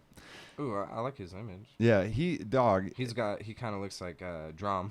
Dude, in Drum. He looks like Drum. I fuck with Drum. I'm a huge fan of Drum, bro. Because he does some real he does a bunch of different shit, but he does a lot of old school samples and shit. Well, his mixing, his producing is so phenomenal. Clean. It's just and Broccoli's not even my fucking favorite song. But it's a good song. It's a good song. It's catchy as shit. But dude, he's got that album he came out with him and his little Labradoodle. Yeah. Dude, that album. Yeah. Cash Machine and him and Anderson .Paak. Anderson .Paak is. I love Anderson .Paak. So Anderson .Paak just came out with a song recently. I don't even know if it is out, but with him and YBN Cordae. Oh, and really? They did it on Jimmy Fallon. Ooh. And they just went back and forth and back and forth. And I was like, I'm gonna have to check that out because I feel like he was on his album, YBN Cordae's. I think so. Anderson .Paak is crazy because I seen him playing the drums. Oh, he's so good. And just rapping at the same time. He's so good. That takes a lot of skill too because I make music but I don't play instruments. And that's where I want to grow. I want to be musically talented. I don't want to be wasting time. Yeah. At the same time, like it's like you could be good at the keyboard. Yeah. The only difference between you and someone who's good at the keyboard is motherfucker that spend a lot of time on the keyboard. And everything's time. You got to take time to be good at something. I've only been doing music for 3 years now. To me, that's what's exciting. Is that you're so young in the game of just because you've made music, but you probably didn't put it out. Before the 3 years or during the 3 years? Before. No, I didn't start making to make hip hop until 3 years ago. Any music. Wow. Anything. I never was in my house and I just pull up a beat, freestyle. No, I never. Really? I didn't do that growing up. I wasn't that is cool, man. I never freestyled in the circles. I just chilled, smoked, drank, just chilled. So I was the complete opposite. I started rapping, just freestyling when I was high because there was we just get high and they throw on some beat. And I'm we would just that was just a fun thing. That's how hip hop started for me was business, all the shit. I didn't know any of that shit. I was just trying to just being high was a new thing. So then just being rhyming with words and trying to do it. I was so bad, bro. Well, and it's just so funny now too, because I know how to make hip hop music and I can do it, and I can freestyle. It's just not necessarily my cup of tea. But the thing that's fucking ironic is that it's what you do in your process of making a song. I know, and that's the thing too. It's not a fun thing. You get in there and this is this is how I feel. Yeah. This is what I'm feeling when I hear this beat, and you put it out, and then it becomes a hook. Yeah, and I just get focused too. If I'm freestyling, it's usually just for fun. And I'm not focused on nothing. I'm just spitting whatever comes to my fucking head. Dude, I'm quick. huge on just having that safe space where I got my friends around and we can just have a bad freestyle where we just bullshit about some shit. And it's not that good. Yeah, you said some dumb shit and everybody's like, "Oh, hey, what's up, man?" That's what's up. We just having fun. This isn't we're not in the studio. See, for us freestyling's practice. Exactly. And so you're just trying to sharpen that blade. Yeah, and so sometimes we have once a week, sometimes 3 times a month maybe, we'll all sit in the studio and we'll all just pick beats. Everybody gets 3 beats they got to choose. But then if you pick a beat, you got to play the beat. If nobody likes it, you don't have to say anything on it, but if you fuck with it, you got to speak up. Yeah. And it's a very cutthroat thing too. It's if you don't if you're not spitting and if you're not spitting confidently, it's next. Somebody else is gonna come pop in, but we don't go rotation. We popcorn it. Just whoever's. It's whoever comes in, and it's fun. So too. so the reason that's cool is because it's such an organic way to weed out like the best song. Yeah. And then I've actually, like someone just does a hook and you're just like, oh. And then you make a song. Oh, yeah. What the fuck? I've seen it happen. It's happened numerous times for us. Like the hook always comes first for me. Really? Like the homie will always like, he'll just like, oh, no. He'll just start doing a hook and I'm like, what is that? Right. And then I'll be like, okay, so we rapping about this. Okay. And so, cause me, it's always, I want to have a topic. And I want it to be topical. I want it to be something that people are like. I mean, a lot of times we just do bars, but we do the More Bars Monday and shit for the specific reason that we can just do bars. But when I do a song, I want people to be like I want them to relate, right? So I don't want it to be all over the place. I want it to kind of have a direction, but I don't know. There's like a place for that. I think that there's really something cool, like from what Lil Wayne did as far as just having a wild ass song where you just do some dope shit and people are just like, I don't give a fuck what this song's about. Yeah. This is just a dope song. And he's established too, so like anybody's gonna listen to it. And I think that's another thing that's tough on artists too, is like not being established during the time period. Getting a chance and then you don't see it coming in and then you give up. Yeah, you're like, I quit. And it's just nobody's listening. It's just another lesson in life too. Like you're not gonna get that exposure right away. Like I still, I haven't hit 1,000 views on. You still don't get the fucking respect you deserve. On my videos. I get it, bro. So Matisse, he fucking put out this shit called Matisse's Picks, where he'd release like new albums that just came out and new singles that just came out every week, and he just felt like people weren't really interacting, so he just stopped it. And then as soon as he stopped it, everybody's like, "Yo, dude, you're like my go-to spot." Yeah. He's like, "What the fuck?" Like, tell me. Like, I felt like nobody gave a fuck. So I just. And that's a hard thing too. Is especially if you're not true to yourself or like have a good, strong like support system. It's easy to stop. It's hard. You get in your own head. You're like, nobody cares. Yeah. Well, and then you deal with the pressures of being young and like, you got your family and stuff that does try to push you towards a normal life. And so you're like, oh, it sounds Why don't you just get a job? Why don't you just work, Zach? Like, why don't you just work? My stepdad wanted me to get on the railroad. So my dad's like, he works at the prison. Okay. He's like, you can get a job at the prison. They got some good benefits. It's like, fuck, get on with the railroad. You're like, the fucking rail? That's not my dream. No, it's good money. It's cool. But like money. You'll retire when you're 64. Yeah. Like, and then you get I'm not doing that, bro. Like I'm 24 right now. You're telling me I gotta go to work. I'd rather die at 36. I'd rather die right now. And just like, and have my legacy. That like this motherfucker did what he wanted. Yeah. And he did it like unapologetically. Well, and that's the thing too, is you can look at like artists like Mac Miller and X, like just in the last year, those are probably the two biggest industry deaths. I'll be honest, man. If Eminem would have died like way earlier, he would have much more of a legacy. Oh yeah. It's like some cats that just go and it's like, oh, you such a legend, and then you're like, oh, what are you doing? Kamikaze was dope though. But like but still, I'm gonna be honest. His first 3 albums were like shockingly dope, and they're different. And then he came into the game like he was the first white rapper to really ever do it. But it was okay. So I'm gonna say I've said it in my circles before. I don't think I've ever said it on the podcast. But he's got this line. It goes, "I don't give a fuck if this chick was my own mother. I'd still fuck her with no rubber and come inside her and have a son and a new brother at the same time, and then say that it ain't mine." Like when you're like, nobody is putting things together like that. I don't give a fuck if you're black or you're white or you're the first Asian rapper or whatever it is, dog. That is dope. Well, it's hard too, because like, who says that? You're willing to say something on a beat nobody else wants to say, and you say it in a way that's like, and you got the backing of Dre. Like, come on. It was just so good. It was that meant to be thing. But then he just like, after that third album, he just kept going and going, and then it was just kind of like, fuck. Yeah, I think Encore was good. Encore was his last one. Phenomenal. Encore was his last one. I think that like after that, it was a little. The rough. Third one was the Eminem show. No, I thought that one was pretty good too. That one was good. Yeah, so I had Cleaning Out My Closet and stuff, right? Yep.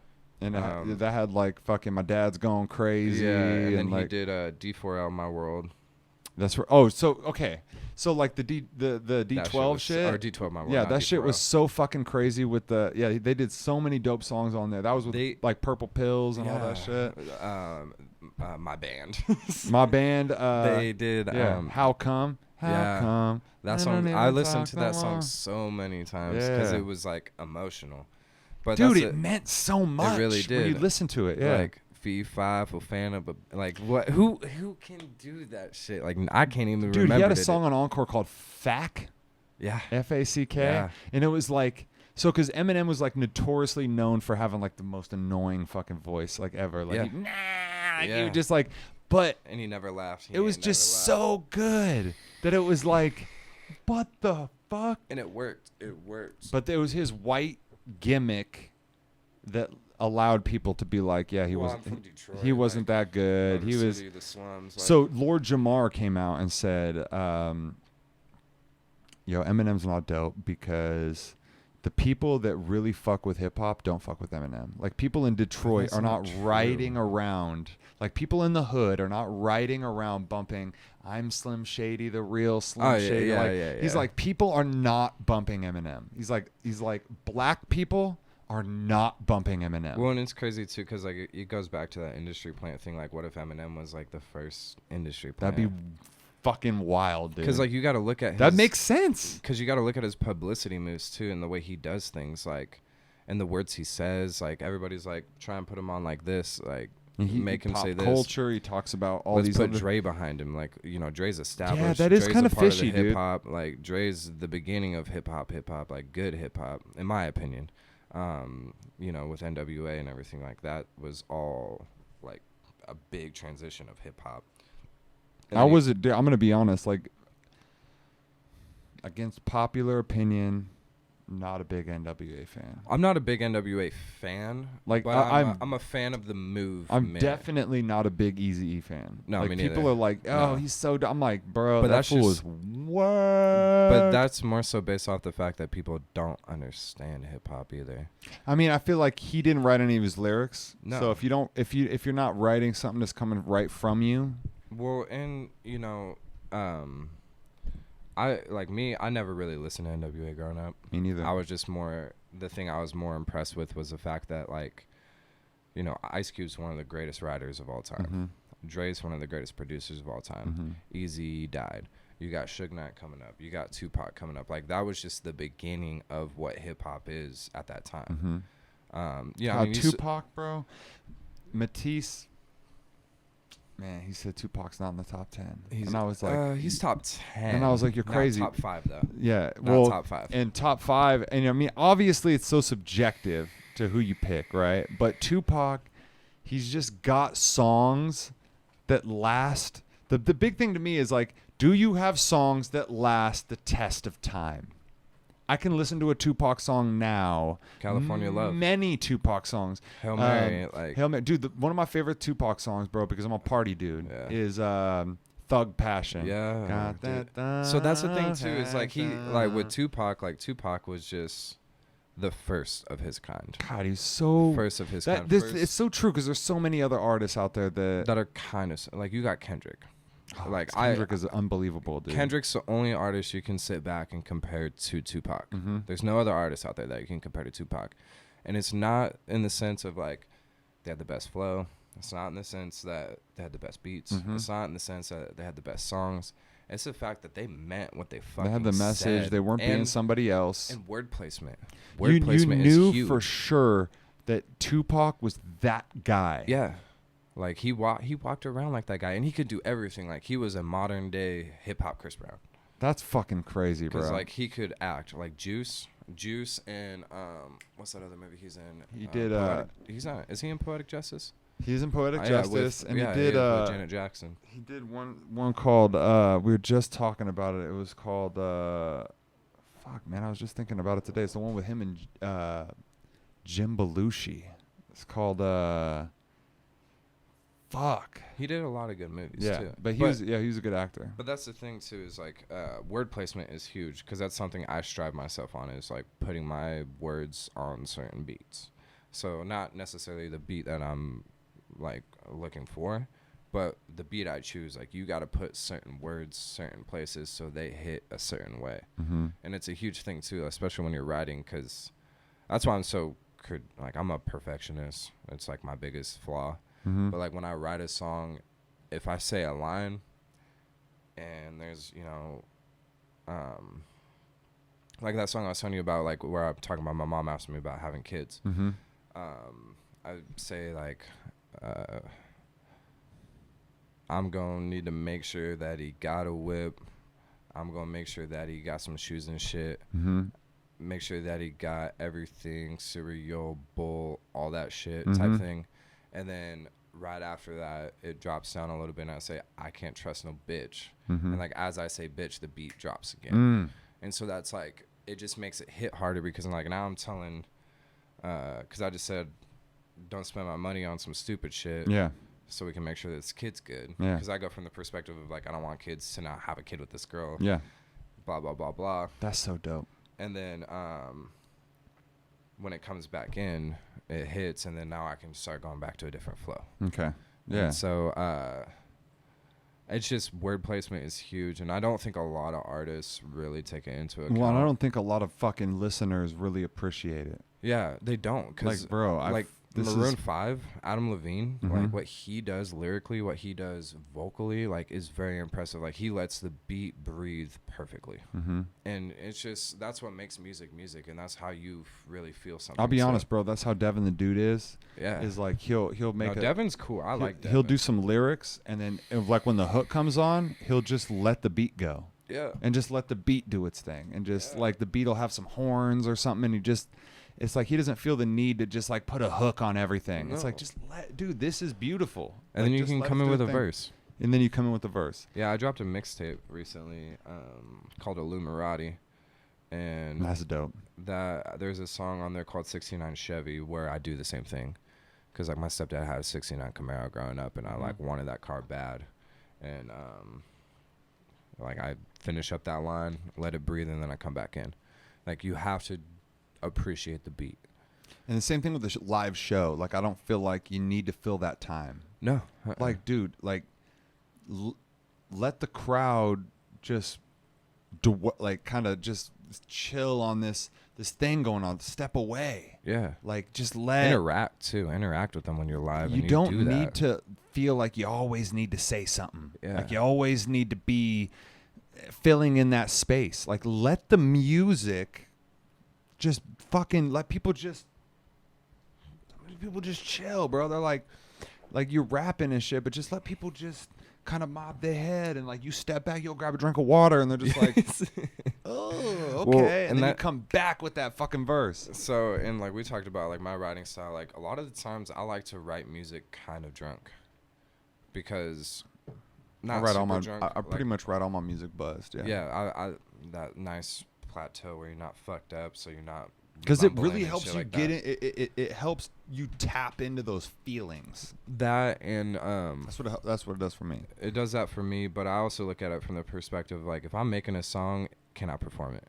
And then so it puts me in the shoes of the audience. Oh, that's a good. And so, because like when you're doing a show, especially nowadays, like you're doing shows at bars, venues, and stuff, like it's 21 plus for the most part. So there's a lot of people that are drunk, and then like, what do people do on the weekends when they listen to music? Yeah, they drink, they party. Yep. So I try to make my music not party music, but I try to make it. I don't really make music for the sober mind. Is really what it is. Like something that you wouldn't take, like something that you could really digest when you're fucked up, standing at the bar, somebody on stage, and you're gonna like, whoa, you're really gonna connect with that. You're gonna play it in your Uber drive home. You're gonna play it like it's gonna get stuck in your head. Yeah, the Uber driver's gonna be like, oh, this is dope, and it's more so like to put it into perspective of like putting you in my shoes while you're wearing your own. Like because a big reason why I like G-Eazy is because I feel like that motherfucker is me in a weird sense. Like not image wise or nothing like that. No, he's a different pretty boy than I am. Yeah. But we have very similar personality traits. Like I can hear it in his music. Yeah. And you really connect. That's a like huge that's thing. The biggest artist I've ever connected with. Just about everything he's ever talked about when it comes to girls, And see, that's how it is for me with like Devin the Dude. It's just like that's who I connect with. Yeah. I'm not saying like this is the best rapper in the world. I'm saying this is who the fuck like I see myself in. Yeah. You know what I'm saying? And see, I think G's like one of the better artists out there right now, but he's also kind of diluting his music because he drops so much shit. And there's a method to that madness to where you drop less or you drop too much or you know to what people. And that's the problem I'm running into right now. Like I dropped an album last year, and then I dropped a mixtape in the summer, and then now I'm about to drop another album. But I'm also dropping singles before that. Like I got 3 more singles I'm dropping before I drop my album. Well, one thing that I feel like connects all of those things together is the live show. Yeah, and that's the thing too, is doing shows in between. It's so hard to like. It's not hard. It's just a lot of work and time and effort, like a lot of sweat and blood, like trying to go into making an album, putting out singles, timing things right, setting up shows. Like setting up shows is hard, especially if you don't do it right. Like promoting wise, because you need to do it the right way. I mean, to an artist, there's no point of making all this music to share with nobody. Yeah, no, and if you're good too. It's not that we're like fame hungry. It's just that we're we want to share it with, we want to create a vibe throughout a room of people. And you got to give people an escape route. Like you got to give them something to escape to. And people get tired of the same shit. Like nobody wants to listen to Drake 24/7. No. I don't care if he's the most played person on Spotify. Not everybody wants to listen to him every single day. It's true. And a lot of people like you and I want new shit. And I'm a fiend for the new shit. And if you make good music, make new music. So you have a couple shows. You got one coming up. Yep. Next September 6th. Okay. Next Friday. And then the 15th? 13th. So 13th. Which is a Friday, right? Yeah, it's a Friday after that. So everybody in 190's got a show next week at the Red Room Lounge. So everybody that's in 190 that's in Spokane is going to be at this show. We got a couple of people coming from Portland and New Orleans. Ooh. Yeah, we're bringing them out here. So it's kind of a big deal. You got people coming up. It's a 190 show for And that's at Red Room. It's at the Red Room Lounge downtown. $5 at the door. 21 plus, obviously. Oh, fuck yeah. And then we got another 190 show down in Portland at the Paris Theater. That's right. That's right. $15. It's a fundraising event. We're donating money to the Women and Children Foundation out in Vancouver, Washington. So all ticket sales go to that. They don't go to us. Not out here fucking scheming for that fucking quick buck for yourself. You're out here giving it to charity, dude. Trying to have fun too. That's dope, and like man. Be good. And like obviously we can't be degrading towards women or nothing at the show. So because that wouldn't make sense.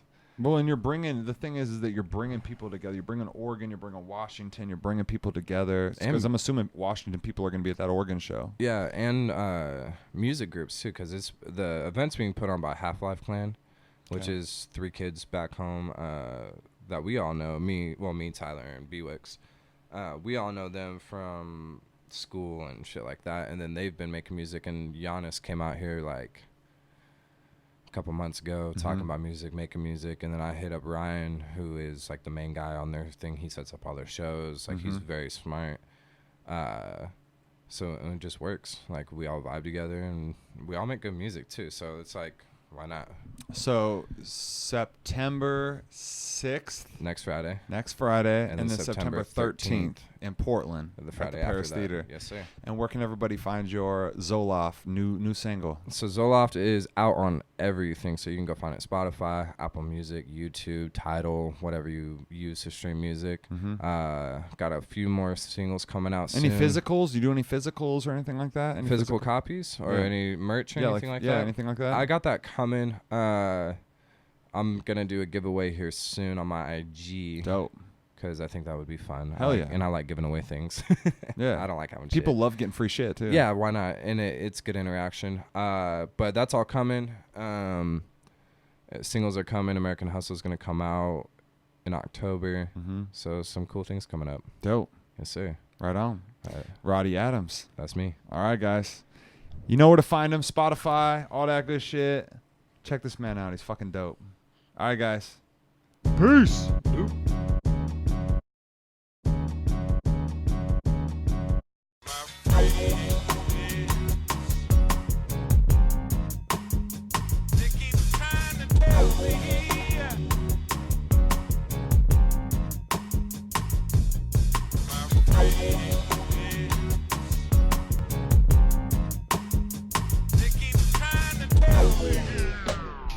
yo, I'm just happy to be here. And you think of the Northwest, you kind of think smooth. You kind of think like everything's super watered down. That's like our vibe is like just trash.